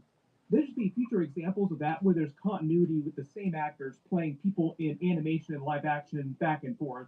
But the whole idea here is the Creature Commandos TV series is meant to be the first TV show in the DCU that's 100% canon. So like everything that is referenced here, all the events, what's going on in the world, all the different characters, completely canon to the DCU. That is why you're seeing David Corns with Superman in his new Superman suit. Notice Peacemaker also sitting right next to him too. Now this is like an alternate flash forward future, like a darkest timeline situation, which they're trying to avoid during the series. So like he doesn't wind up dying like this eventually during the Superman movie. This is a completely separate thing. But I do love the way they're sort of teasing you with this, like, oh wow, it's Superman, like we're going to be seeing him in live action in a trailer really soon. The way that Frank Grillo explained his Rick Flag Sr. character is that in the DCU in present day, he's essentially running Argus, even though technically Amanda Waller is in charge of Argus. So like during the Superman movie, he'll be running Argus. That's why you see him arresting Superman here. Also explains one of the reasons why he's interacting with Peacemaker during Peacemaker Season 2, because Peacemaker basically works for Amanda Waller, technically. That's where he gets all of his funding from. She's the one that puts Team Peacemaker together. They explain the whole lineup of the team here is the Bride of Frankenstein, whose backstory is similar to the original Bride of Frankenstein in the literature, played by Indira Varma. You probably remember her from Game of Thrones or like 1,000 other things. She's been on a ton of other series. Frankenstein's monster also might sound familiar. He's played by David Harbour, who said that he might come back in the DCU as the live-action version of the character at some point. We also just saw him as Red Guardian in the Thunderbolts trailer, so like he's one of the rare actors that's bouncing back and forth at the same time with Marvel and DC. There's been a lot of that lately just because everybody's big comic book universe seems like it's slowly rebooting itself, both Marvel and DC. So like we just saw Henry Cavill as a version of Wolverine in Deadpool and Wolverine, the Cavalrine. Ryan doesn't give it shit. When you say grounded... One of the first people I talked to after I got the job was Ryan Reynolds. I'm like, you coming back? He's like, get the out of here. Sean Gunn, James Gunn's brother, who you probably remember as Kraglin from the Guardians of the Galaxy movies, is playing G.I. Robot, a sentient robot created by the U.S. military during World War II through a program called Project M, as in Monster, with the sole purpose of helping them hunt down and kill Nazis, which is why, in present day, he just won't stop shutting up about killing Nazis. He also plays the Weasel character who we saw during the Suicide Squad movie. There are a couple of jokes about that, too, during the episode. There are a couple of scenes where G.I. Robot is making fun of Weasel, so it's like Sean Gunn making fun of himself in the scene. Alan Tudyk, who's voiced like 1,000 different characters in a bunch of different stuff already in DC stuff, is voicing both Clayface and Dr. Phosphorus. Mostly Dr. Phosphorus. He's the character that's on the actual Creature Commandos. He's meant to be a former scientist, also from the Batman lore, like Clayface is a Batman character, who was trying to create a nuclear power plant for Rupert Thorne, big villain from the Batman comics, until he betrayed him, locked him in his device, and turned him into this atomic mutant, or metahuman, because we're talking about DC, not Marvel. You see some of his abilities during the episode, like he has radiation-based powers, energy projection, superhuman endurance, but one of his main weaknesses is that if he uses his powers for too long, like he expends too much energy, his body will die. And the process made him just a little bit crazy. If Covered California isn't a health insurance company, then what is it? Covered California is a free service from the state that can help you get and pay for quality health insurance. It's the only place where you could receive. Alan Tudyk is also in the new Superman movie in live action, but they didn't say who he's playing during that, because he's playing like a whole bunch of different characters. Zoe Chow is playing Nina Mazursky, who's a little bit like Abe Sapien from the Hellboy comics, with a different origin story. In the DC universe, she was a former scientist who created the first generation of the Creature Commandos, who went insane and died. She felt remorseful, created a second version of the team, and used the process on herself to become a monster. But the way they're explaining her origin on the series, it might be a little bit different, because you actually see her as a little kid in this aquatic form. So in the DCU, I think they're trying to say that she was created by a scientist as part of another project. The actual opening scene starts at Belle Reve, where Amanda Waller's home base is, with her and Rick Black Sr. watching the news during an attack by a terrorist group calling themselves the Sons of Themyscira. In the comics, they're the male sons born to the Amazons on Paradise Island that are abandoned at birth because they only care about having daughters on Themyscira. Pokolistan is from the DC Comics, is part of the former Czech Republic in Eastern Europe. They're working for Cersei from the Wonder Woman comics, who is the main villain of the series, as you see, but they kind of make it seem like there's some sus stuff going on with the princess, and the princess might wind up being the secret villain of the series. But at least for now, they want you to think that Cersei is the main villain, but I think there'll be a big twist with that. She's voiced by Anya Chalotra, who most of you will recognize as Yennefer from the Netflix Witcher, which, fun coincidence here, just as Henry Cavill is fired as Superman in the DC universe and quits The Witcher, she joins the DC universe. So it's like they're all switching places. She's also supposed to return as the live-action version of Cersei in future movies and TV shows. Like they're developing the Paradise Lost Wonder Woman prequel series. It's like Game of Thrones inside the DCU, but they didn't say when that's going to air or what's going on with it. Cersei isn't meant to be a goddess or a demigod like Wonder Woman, for example. She's an immortal sorceress who just has god-level power. And speaking of Superman references, she has fought Superman many times in the comics. They make the joke here that she has the mugshot with the Metropolis PD here, meaning that at some point in the DCU, Superman in his early days as Superman, the David Cornswet version of Superman, took her down and the police arrested her in Metropolis. Keep in mind, too, this would have been without the help of DCU Wonder Woman because she's not active at this point yet. Like, there is no DCU Wonder Woman that exists yet. One of Superman's big weaknesses is magic. Her mugshot number here, I think, is also meant to be a reference to Wonder Woman issue number 1 in 1942. We actually see Themyscira in the DCU present day on screen, meaning that news cameras were able to film it. I think the general idea is that Wonder Woman was born a long time ago and exists, but hasn't become active in the world yet. So, like, the world doesn't know that Wonder Woman actually exists. There's a lot of stuff that hasn't happened yet. Like active superheroes, Superman has been active for just a little while, but there is no Justice League yet. So, like, there is a Batman running around, but we don't know who it is yet. James Gunn probably won't reveal that for a couple more years. We might have the Cersei just gaslighting the Sons into working for her so that she can take down the princess for some reason, but they haven't completely explained why. The way they played in the trailers, though, make it seem like Cersei isn't the actual villain, and the princess is doing something super shady that Cersei is actually trying to stop, technically. Doesn't that remind you of the big twist with the Suicide Squad movie and what was happening with Starro? Like Amanda Waller kind of lied to them about the idea that Starro was the villain that they needed to take down, when really Starro wasn't the actual villain. He just wanted to go back to outer space because he was being held captive his whole life. The real villain of that movie were Amanda Waller and the US government. The way that Amanda Waller explains it too is the reason why she needs Rick Flag to assemble the creature commandos to go save Pekolistan is because the US needs their oil. There's a lot of parallels that you could also draw to real world conflicts in the past where like the US will help people internationally just because they need their oil.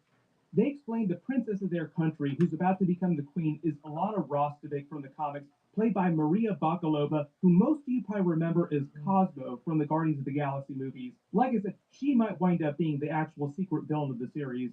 They do the intro scene where Amanda Waller basically explains what the Creature Commandos Task Force M is, why she's keeping non-humans. They explain what happened during Peacemaker Season 1 and why she has to use them instead of using the regular Suicide Squad. They make the joke about Weasel, meaning that at some point after the Suicide Squad post-credit scene, Amanda Waller sent people to pick him up on Corto Maltese and throw him back in prison. That was what she means when she says Project Starfish, because Starro was the starfish in that equation. The key details here too, when they reference the death of his son Rick Flag Jr., is that he doesn't know that Peacemaker only killed him on Amanda Waller's orders. So that's probably going to create some tension between them in the future once he figures that out. But I don't think they're actually going to address that until Peacemaker Season 2, when he starts confronting Peacemaker. They show how Amanda Waller keeps them in line using a more aggressive version of the chips that she put in all the Suicide Squad members' brains. These just shock the hell out of them and can blow them to bits if they want. But because they're monsters, the way she treats them is even more inhumane than humans because they don't have the same rights as normal humans have. Congress doesn't care about non-humans. The regular intro that you see in front of all the episodes with the different characters. They even animated James Gunn into the credits, typing up a script on his MacBook. The script that he's actually typing, like if you zoom in and enhance, is a Creature Commandos episode script because he basically created the series and did most of the work on it, but he didn't direct every single episode because he was also working on the new Superman movie and Peacemaker Season 2 all at the same time. So like a bunch of other people helped him make these TV series. They also recently animated James Gunn into the Harley Quinn Season 3. Alan Tudyk, who also voices Clayface during that series too, had a big joke with him too. James Gunn, sit on me. Well, Mr. Face, what would you say to a job on set as the director's chair? Then they have their version of the same Suicide Squad intro scene of them all on the plane heading to the mission together, kind of joking back and forth, getting to know each other. The reason why G.I. Robot has a number 2 on his helmet is because he's the second version of a robot that the military created. When Dr. Phosphorus calls Weasel a child killer, that's the event that initially got him locked up and sent to Belle Reef, but I think we'll find on the series that Weasel was actually framed for killing those kids. There are a couple more references to this later in the episode that I'll point out when we get to that part. When the bride reveals she's been to Pekolistan before, this is because she was created by Dr. Frankenstein, Victor Frankenstein, in that same country. That's where she's from. But they don't ever reveal who she was before she died and was brought back to life by Dr. Frankenstein. There might be some other twists with that. Spider-Man, Dr. Doom Slabs, yeah. What kind of Spider-Man books are you looking for?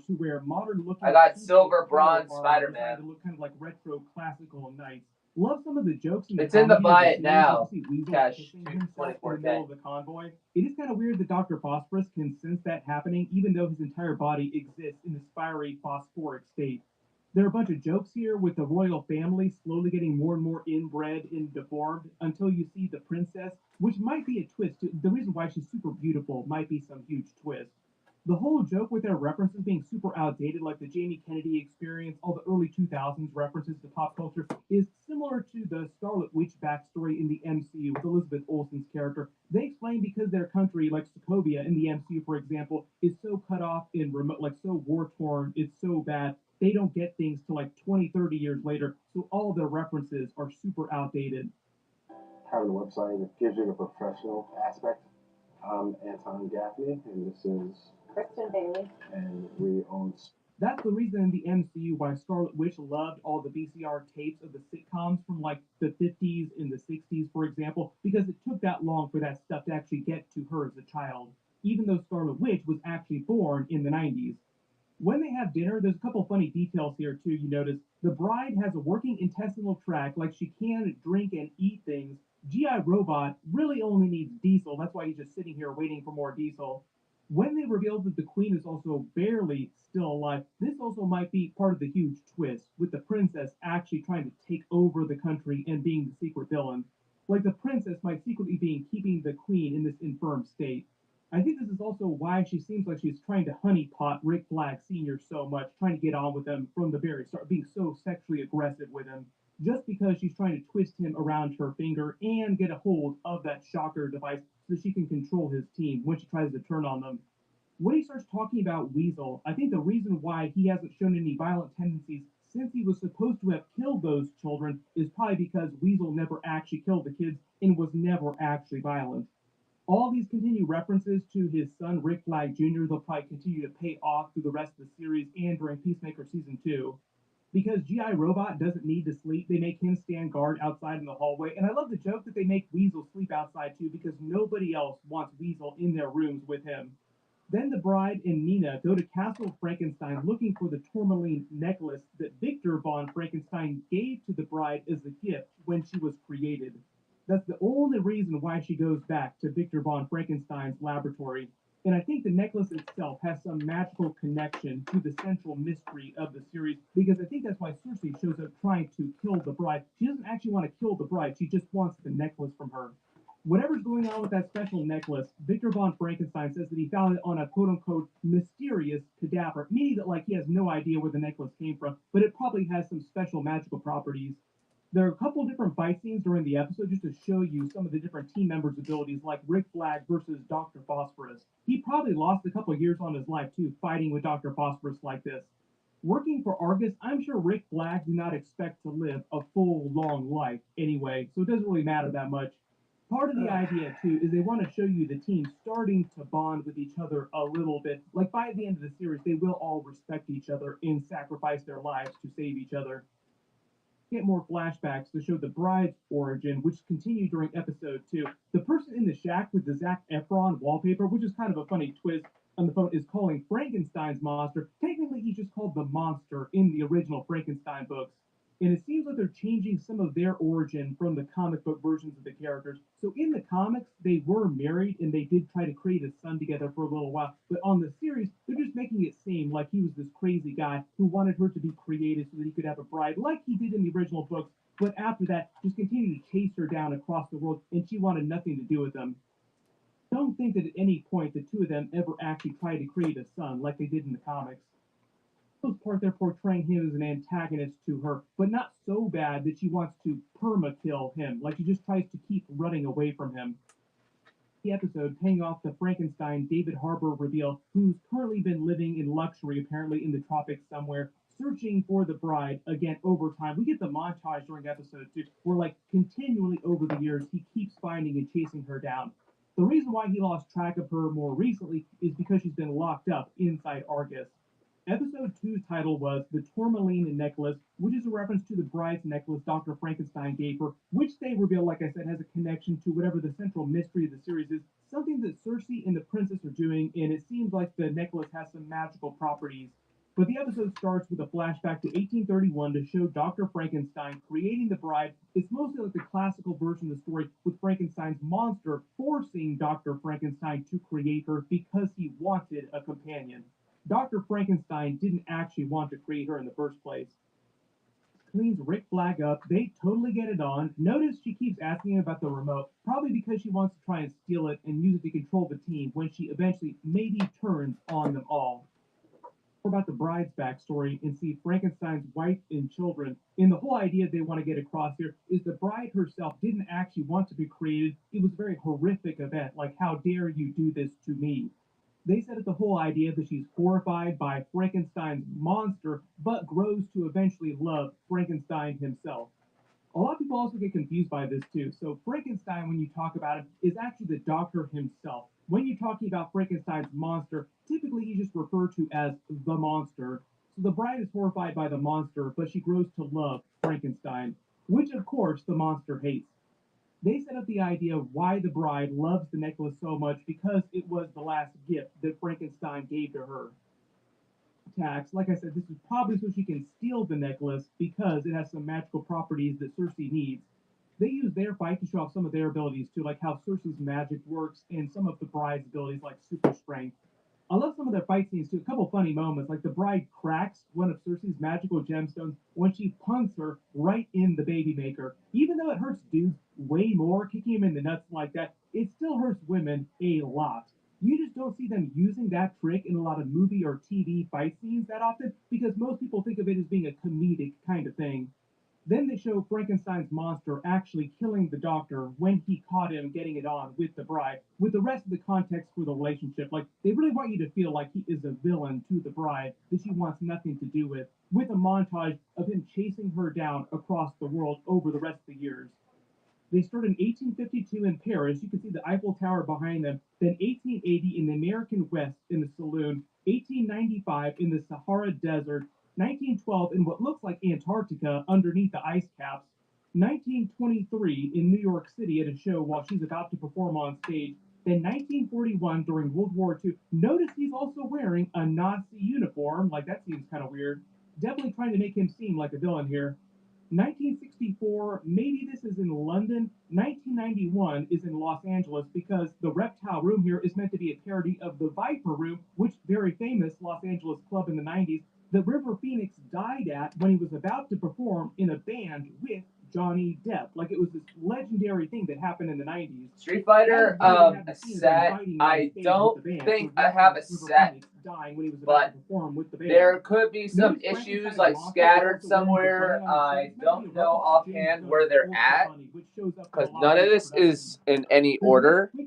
I'm just bagging and boarding them right now, and I'm eventually going to do a claim show where, you know, it's like you've been to my claim show before, so I'm doing that. I'm just bagging and boarding like 40 long boxes right now. It's going to take some time, but there's definitely Street Fighter in here for sure, man. And this seems like an early 2000s. See, my phone's charging. Okay, that's good. Yeah, so yeah, just are you're following me, right? Yeah, so you see me with a POV shot where I'm looking into the box. I'm gonna start doing that, and then eventually you'll probably find something, you know, like in one of these boxes, Street Fighter related. Mr. Terrific, a whole bunch of stuff going on here. So I'll try to do a video for that stuff too in the next couple of days. But my full episode 3 video will post next week after they release it. Be sure to enable alerts for my channel so you don't miss any of that. If there's any Easter eggs or references that you spotted during this episode that I didn't talk about in the video too, write them below in the comments. Or if you have any questions about the canon or what's going on with the characters or like the other real big characters. If I don't come back after the auction, it just means I went to the bathroom. So overall, the series seems like it's going to be pretty solid. It got pretty banger reviews of people that have seen the entire season. I've only seen the first 2 episodes, so we will see how it goes episode to episode. There's a bunch of other big stuff happening this month too. We have Doom Prophecy episodes, Star Wars Skeleton Crew episodes, and What If Season 3 episodes later this month. I'll be doing videos for everything. The birth of James Gunn's DCU. They literally just killed the Arrowverse. Like, it literally just ended with the Superman and Lois TV series. I just did a big video for that. RIP to the Arrowverse. Click here for that. And click here for my brand new Craven video. Thank you so much for watching, and I'll see you guys in the next one.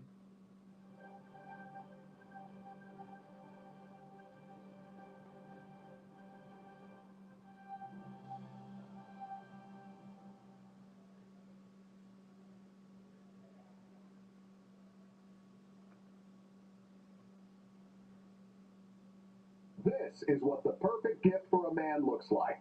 So my wife got me this weird new kitchen knife as a Christmas gift.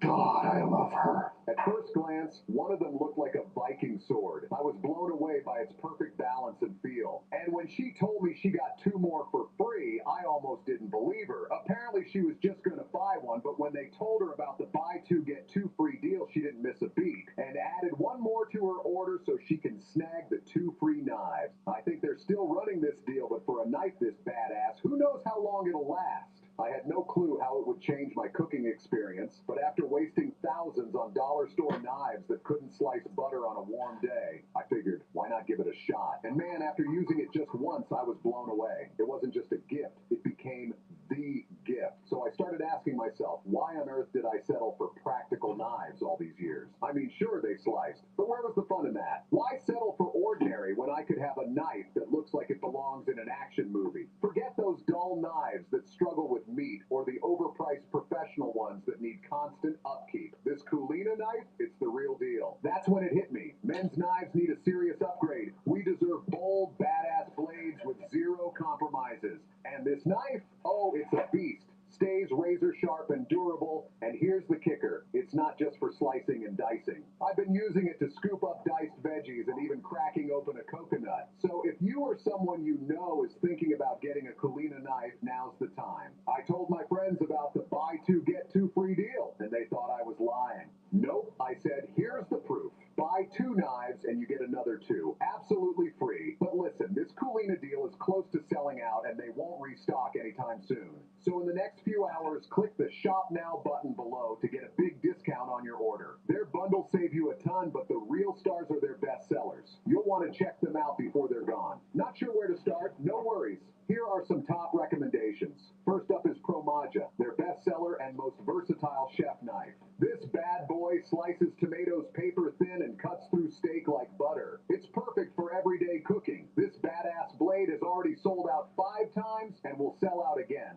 So don't wait. Hit the link below and grab yours. Next is Lixie. This monster slices through anything, and I mean anything, even bones, with ease. It's just wild. Then there's Machado, the fan favorite. It's got that Viking era vibe. It's razor sharp, so watch your fingers. Lastly, my personal favorite, the Shark. It even has a built-in bottle opener. Tell me that's not cool. But last time I heard this one's down to their final stock, so you better click the link below and grab it now. You've got to see these knives in person to appreciate their craftsmanship. Videos just don't do them justice. And since you'll be scoring big with this 4-knife set, don't forget about the walnut magnetic knife holder. Check this out. This beautiful holder can store and show off up to 8 knives, the perfect way to keep your new collection sharp and ready. Remember, this deal is ending soon, so don't miss out. Still not convinced? Kulina has over 6,000 5-star reviews and offers a 30-day risk-free trial. Didn't like the knives? No problem. Just send them back for a full refund, hassle-free. But don't forget, the buy 2, get 2 free deal is still on. Don't be the one who misses out on these 2 free badass knives. Did I mention they're free? Yes, but only if you're seeing this right here, right now. So click that Shop Now button now. Maybe you don't use kitchen knives as Okay, I'm much as back. a pro chef. But what about your dad, your brother, your grandpa, your husband or boyfriend? Imagine their reaction when they open this gift and realize they've just unwrapped the coolest knife ever. Get yours now. Hey, what's up, everybody? Welcome to the show. Oh, everybody came in when I was taking a shit. Best time to come when I'm taking a shit. All right, here we go. Nice Tempura 1.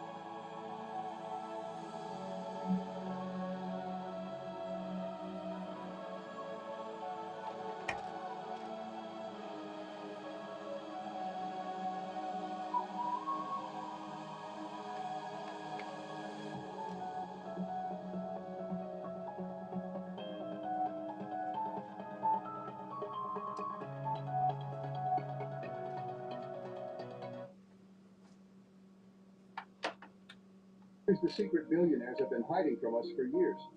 For years, I struggled with bad luck and empty pockets. Then everything changed. A mysterious old man handed me a strange bracelet. All right, doing a giveaway, everyone. Silver Surfer 128. If it's not to buy it now, no, sorry, LL Cole. It could show up on the claim show I'm eventually gonna do once I'm done bagging and boarding all these books.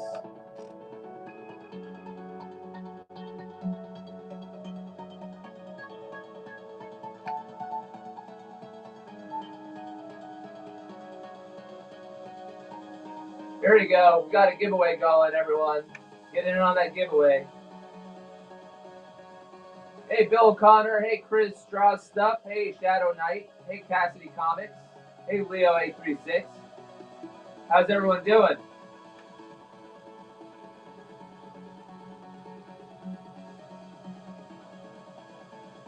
Welcome to the show. What's going on, guys?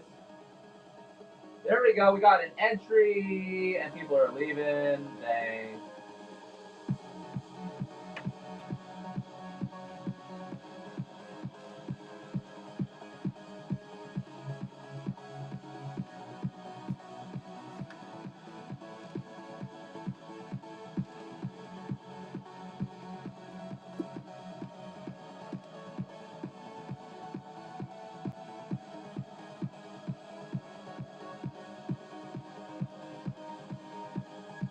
Richie 210, how are you? RT Walsh, what's up? Single Stitch Wearing, how you doing? 10711, how's it going? Steph D022, how are you? Thank you for the follow, Leo 836. Hey, Chad Lee Fresh, how are you? How's it going? Welcome to the show. Welcome, welcome, guys. Make sure you get in on this giveaway. Or this give a boo. Give a boo, you know who.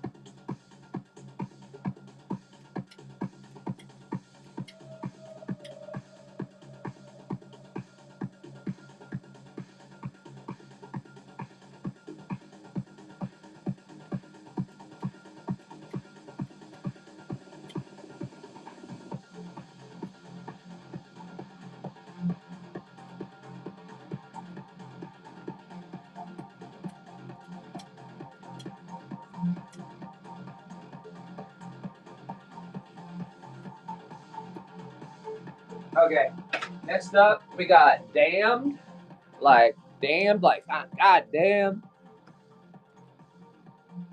by Stephen Grant and Mike Zeck. So Mike Zeck worked on that. Yeah, Mike Zeck in the housey. $3, let's go.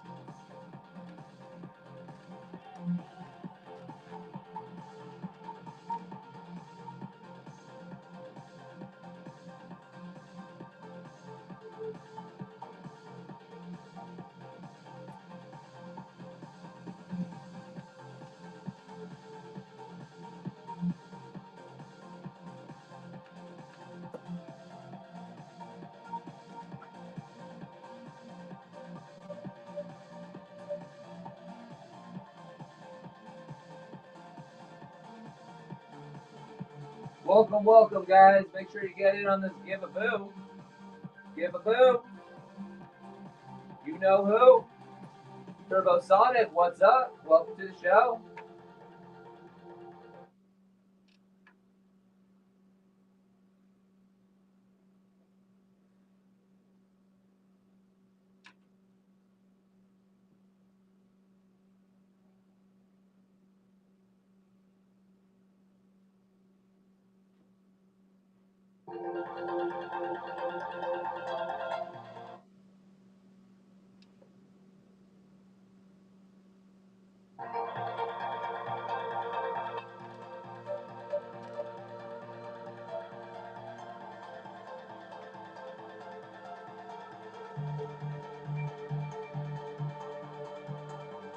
Time's running out, guys. Time's running out. About to end. Hey, Artsy Girly, how are ya? Business Pops. Business Pops, what's up?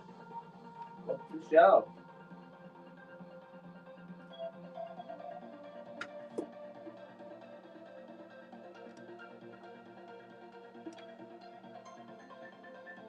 And congratulations, get the hose done. Winner, winner, chicken dinner. Good job, buddy.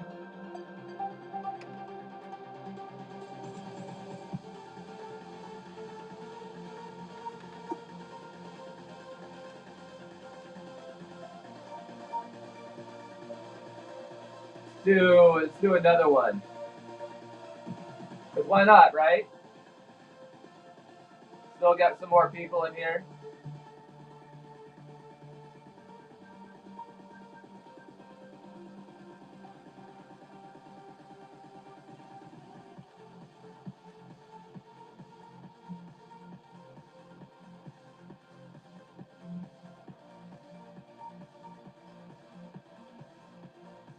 What's up, Kansas Kid? Hey, Batman 000s, Wesley 1981. How's it going?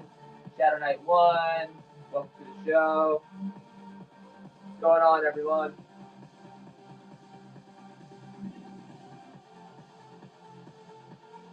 Miss Sinclair 1312. Welcome.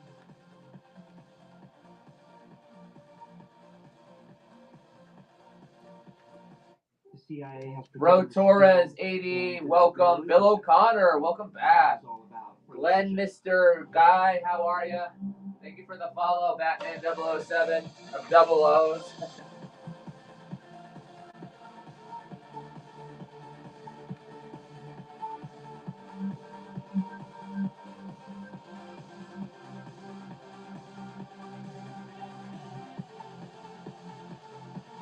I still have a Secret Wars 8. Yeah, it's in my buy it now.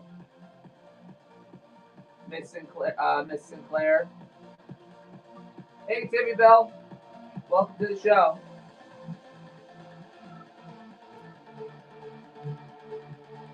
Yeah, still got that Secret Wars 8. As I think it's a VF Plus. It's in the buy it now.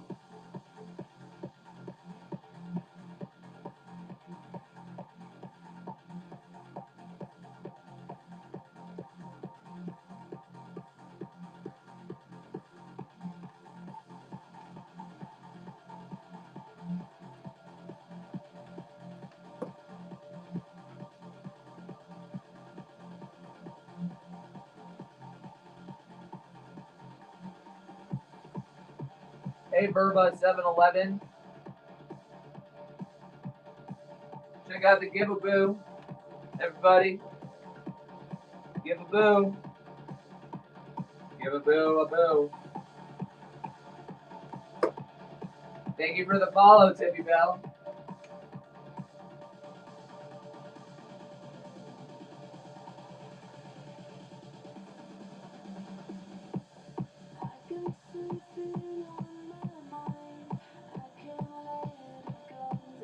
Deadpool 24. Is that the which issue is that? If I have it, it would be in my buy it now. Oh, Cable and Deadpool 24. No, I don't have that. Sorry. I thought you said Deadpool. I misread it. Yeah, Cable and Deadpool 24. Nope. Sorry.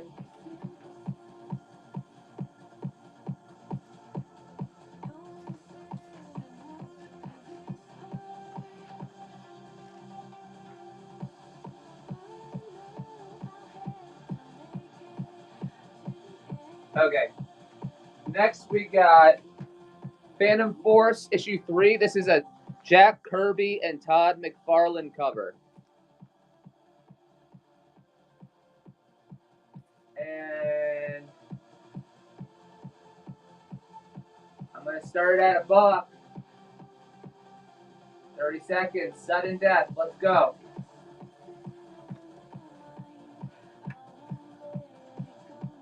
Guys, this is a Jack Kirby, Todd McFarlane cover. So Jack Kirby drew this, and Todd McFarlane colored it in. I don't think there's anything that they worked on together other than this. Hey, Lord Awesome, how's it going? And I'm staring at a buck.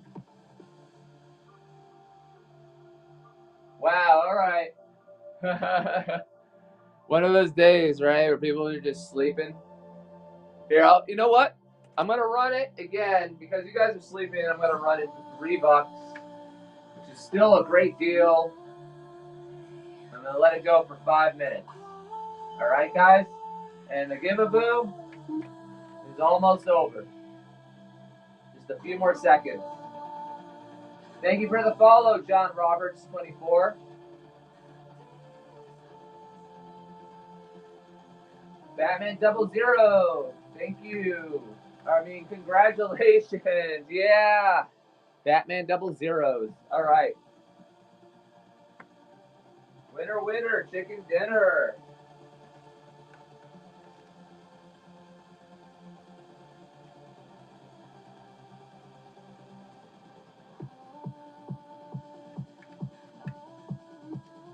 Okay. One more. Okay.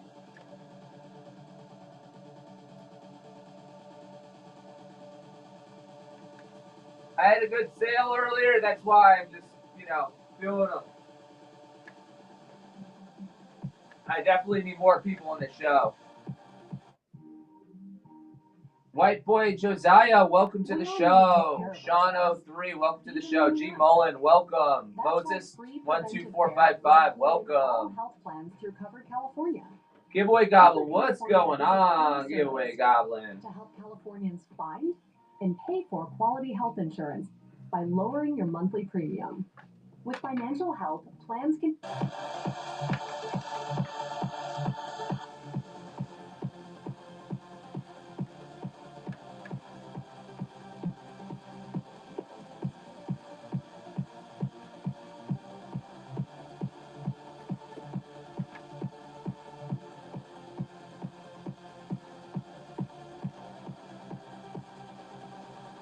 Martinez Empire, welcome. LG. What does LG mean?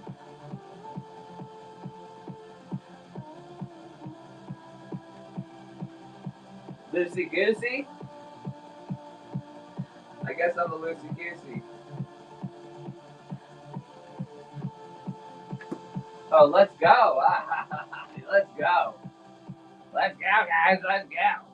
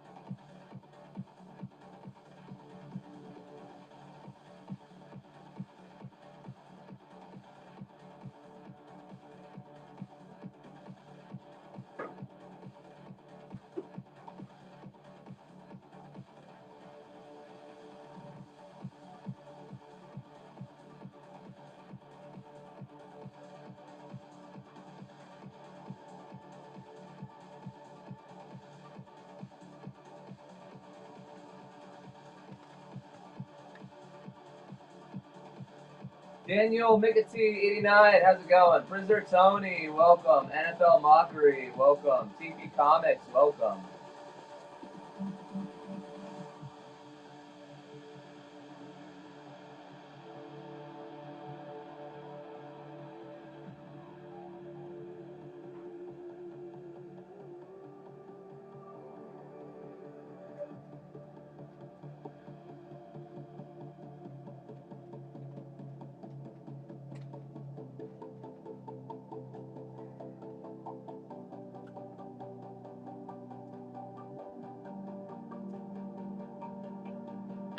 Michael Ben, welcome to the show.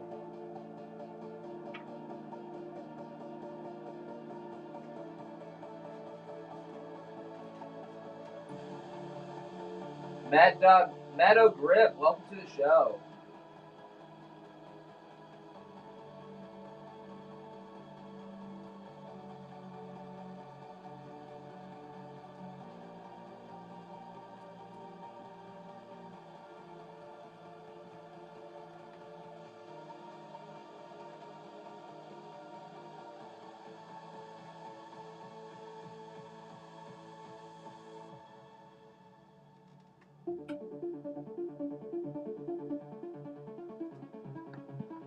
Okay.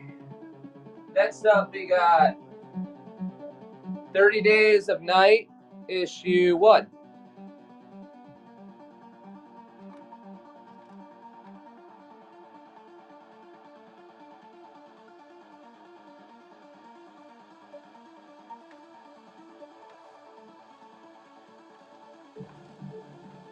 Thank you for the follow. It's Kari. It's Carl. Sorry. I'm bad at reading small text.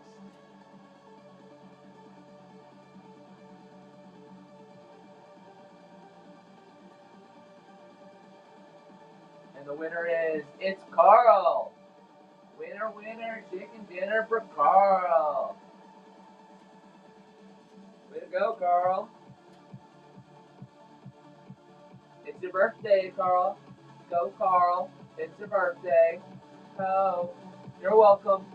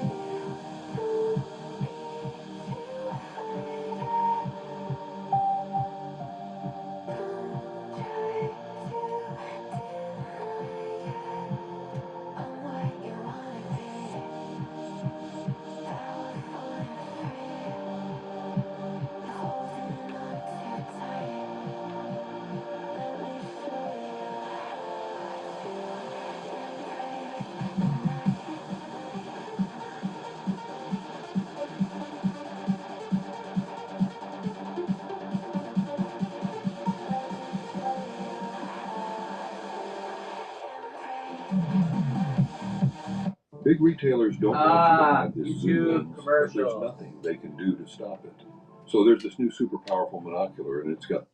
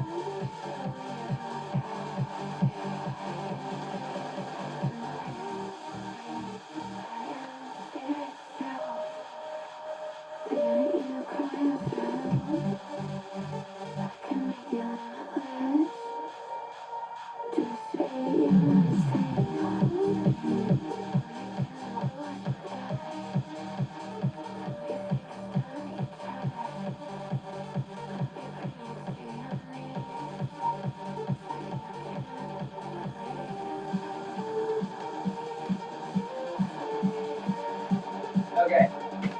Next we got Wayward Sons, issue 2.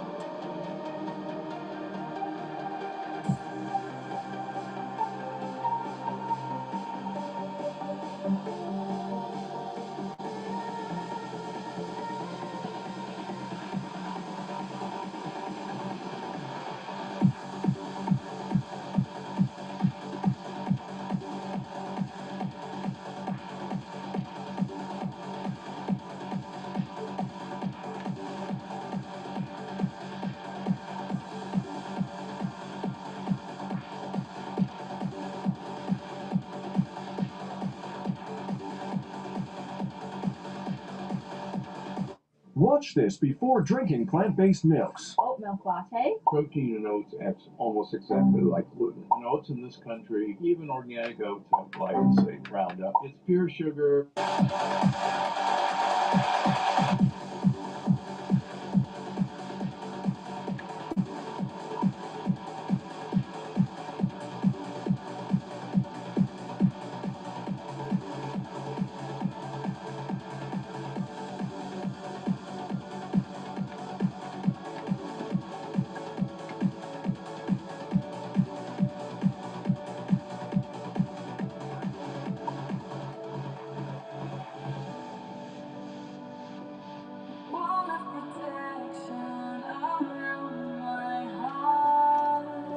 Alright.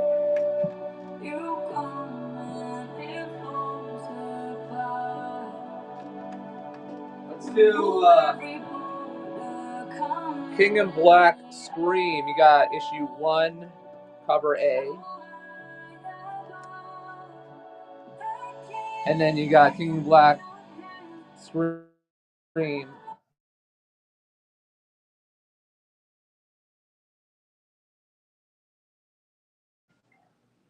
Hello? Hi, Larry. How are you? Oh, Michael, how are you?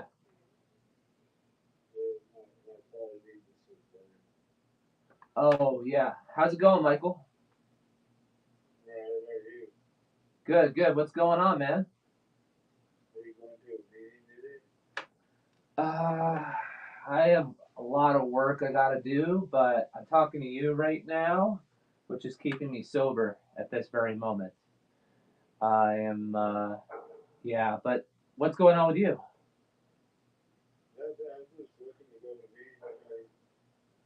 Yeah, how you feeling? What's going on with you today? Yeah. So just remind me, we met at Common Solution.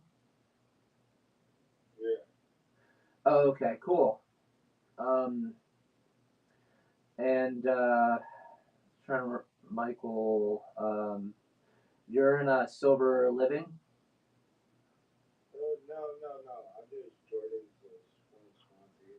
Oh, okay. All right. Well, okay. How is your sobriety doing? How's your spiritual condition? How much time you got now? Oh, wow. Congratulations. That's awesome. That's huge.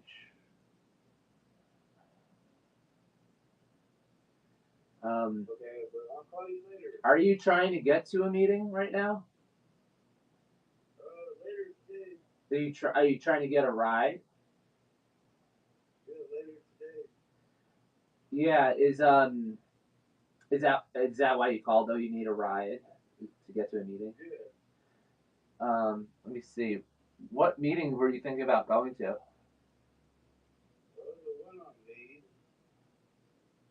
Oh, is there one there today?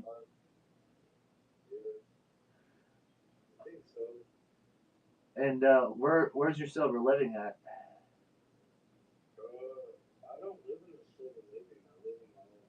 Oh, okay, gotcha. That's cool. Yeah.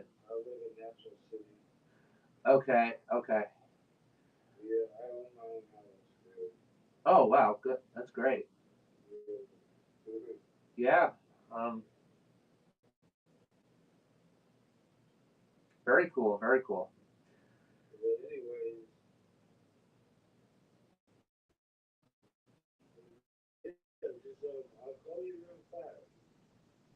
Okay, all right, sounds good, Michael.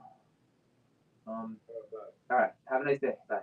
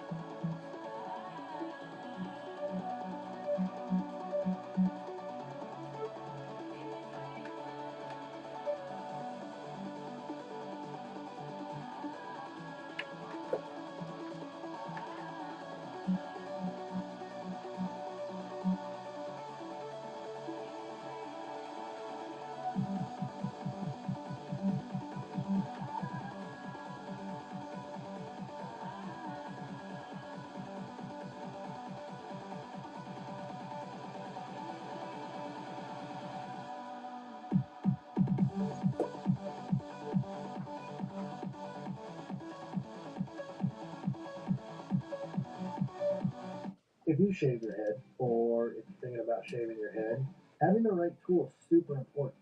I've tried every single traditional razor on the market. I've tried at least 24 electric head shavers, and in all honesty,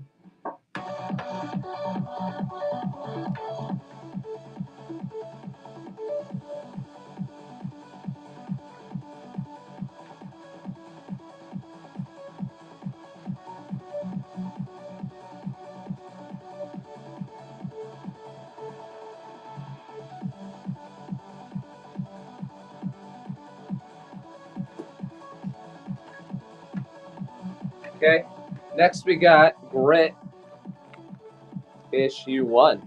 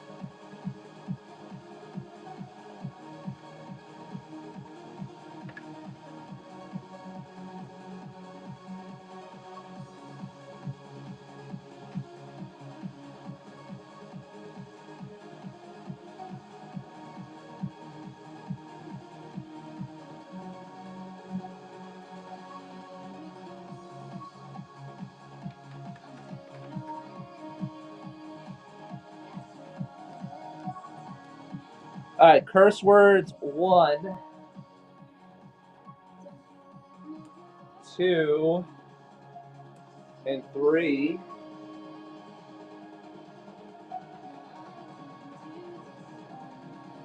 Starting at $5. Let's go. That's issues 1, 2, and 3.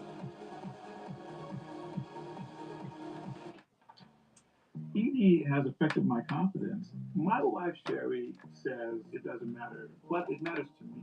I found him. The app is easy. It's on my phone. I can order anytime I want. Him has been the difference in my confidence. It was better for both of us. Get treatment for ED with doctor-trusted medication. Get started today at hims.com.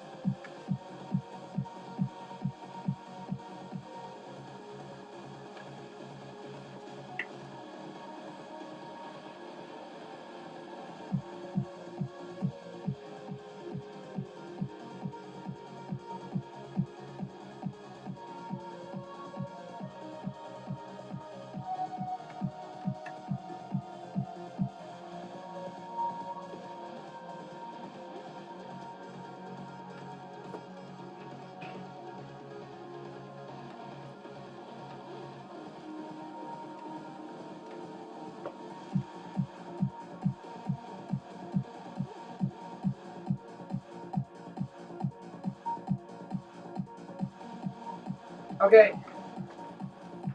Here's Divine Right, The Adventures of Max Faraday with a Jim Lee cover. This is issue 2.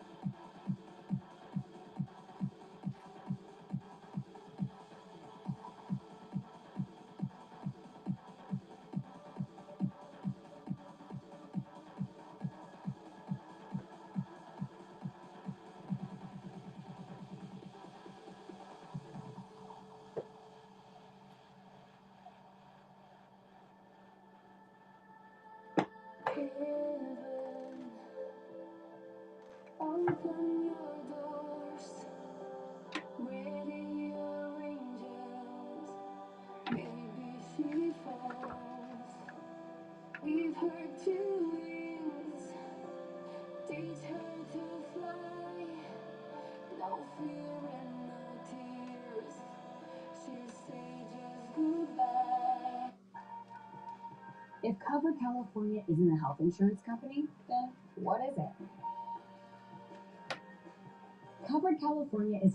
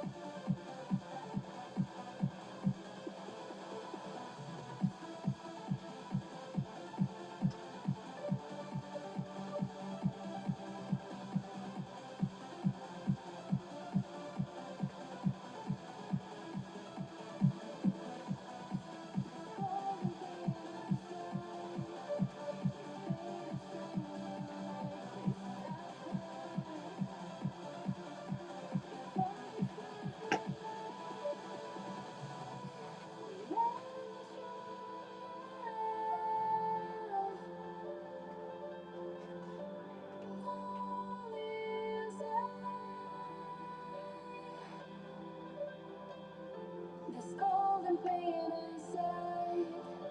Your faded shining light, please stop her before she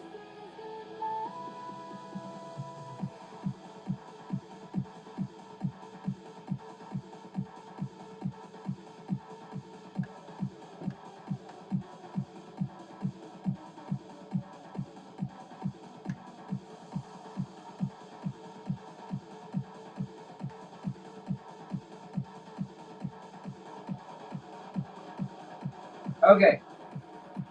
Here is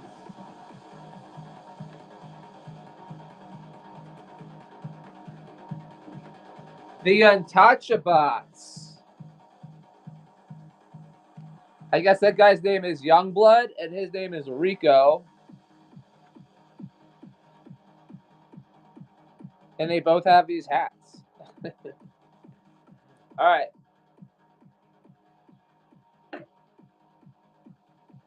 Love it, guys. I love it. It's so cool. All right. Starting at $3.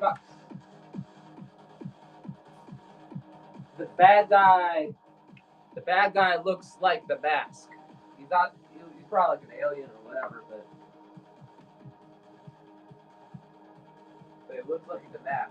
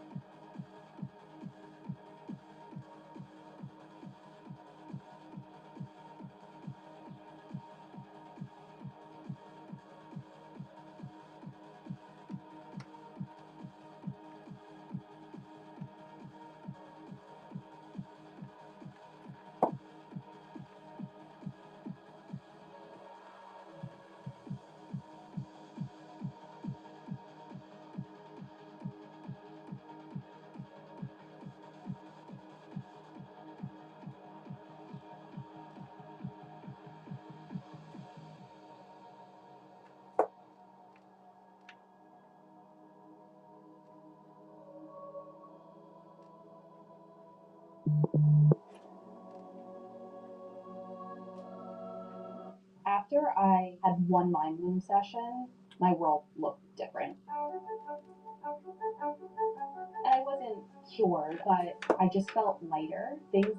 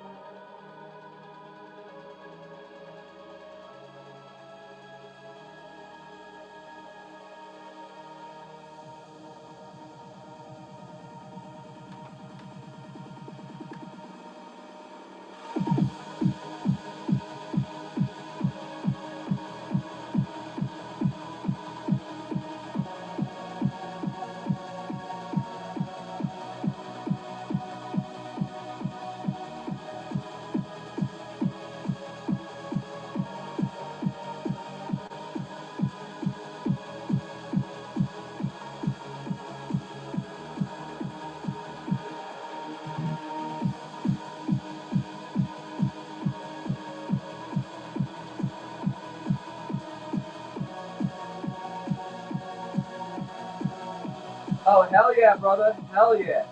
Early Dragon Ball Z. Let's go.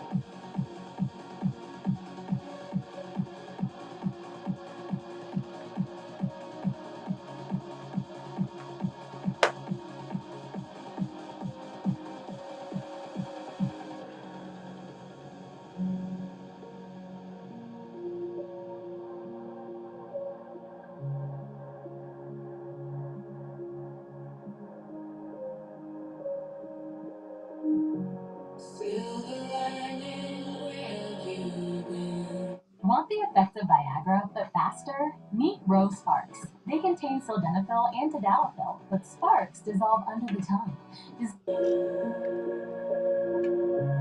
All those times I got so come to find you were hidden in the shadows of our heart. But love is too visible. If the sun doesn't rise, I want you to know I love you so.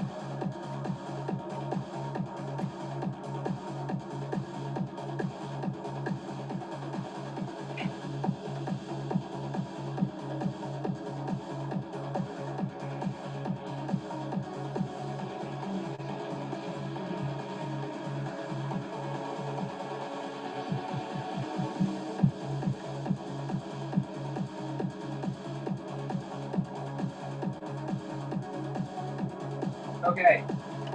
Next up, we got Dear Becky, The Boys, issue 1.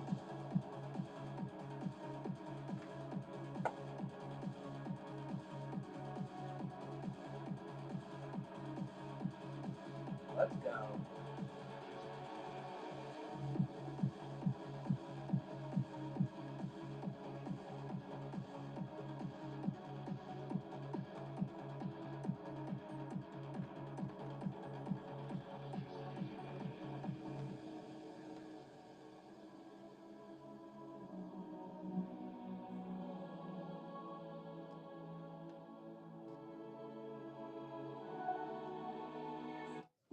What drives your business? Numbers? Data? Sales? Sure. But it's your people who define your business. That's why Paychex just reinvented the way to find and keep the best people. Smart, streamlined HR technology assisted by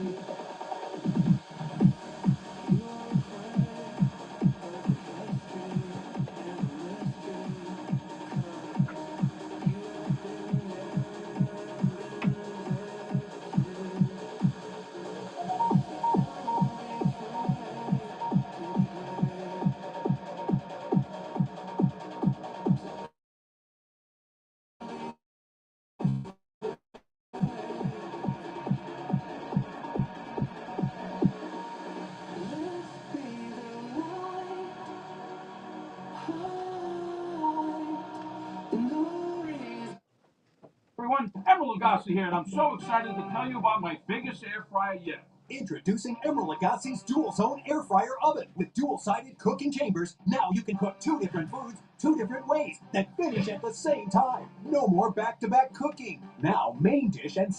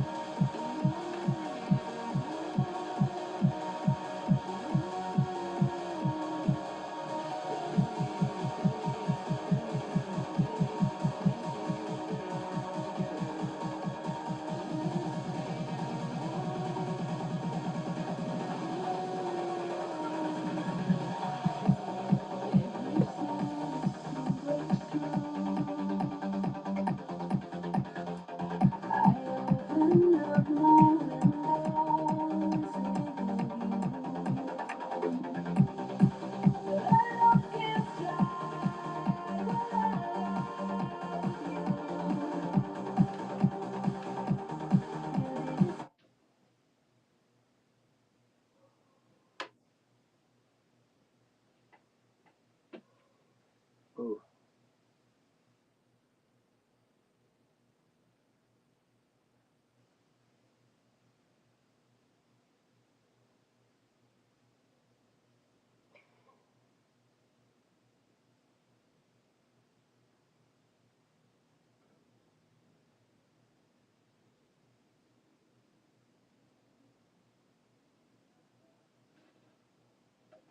Cool.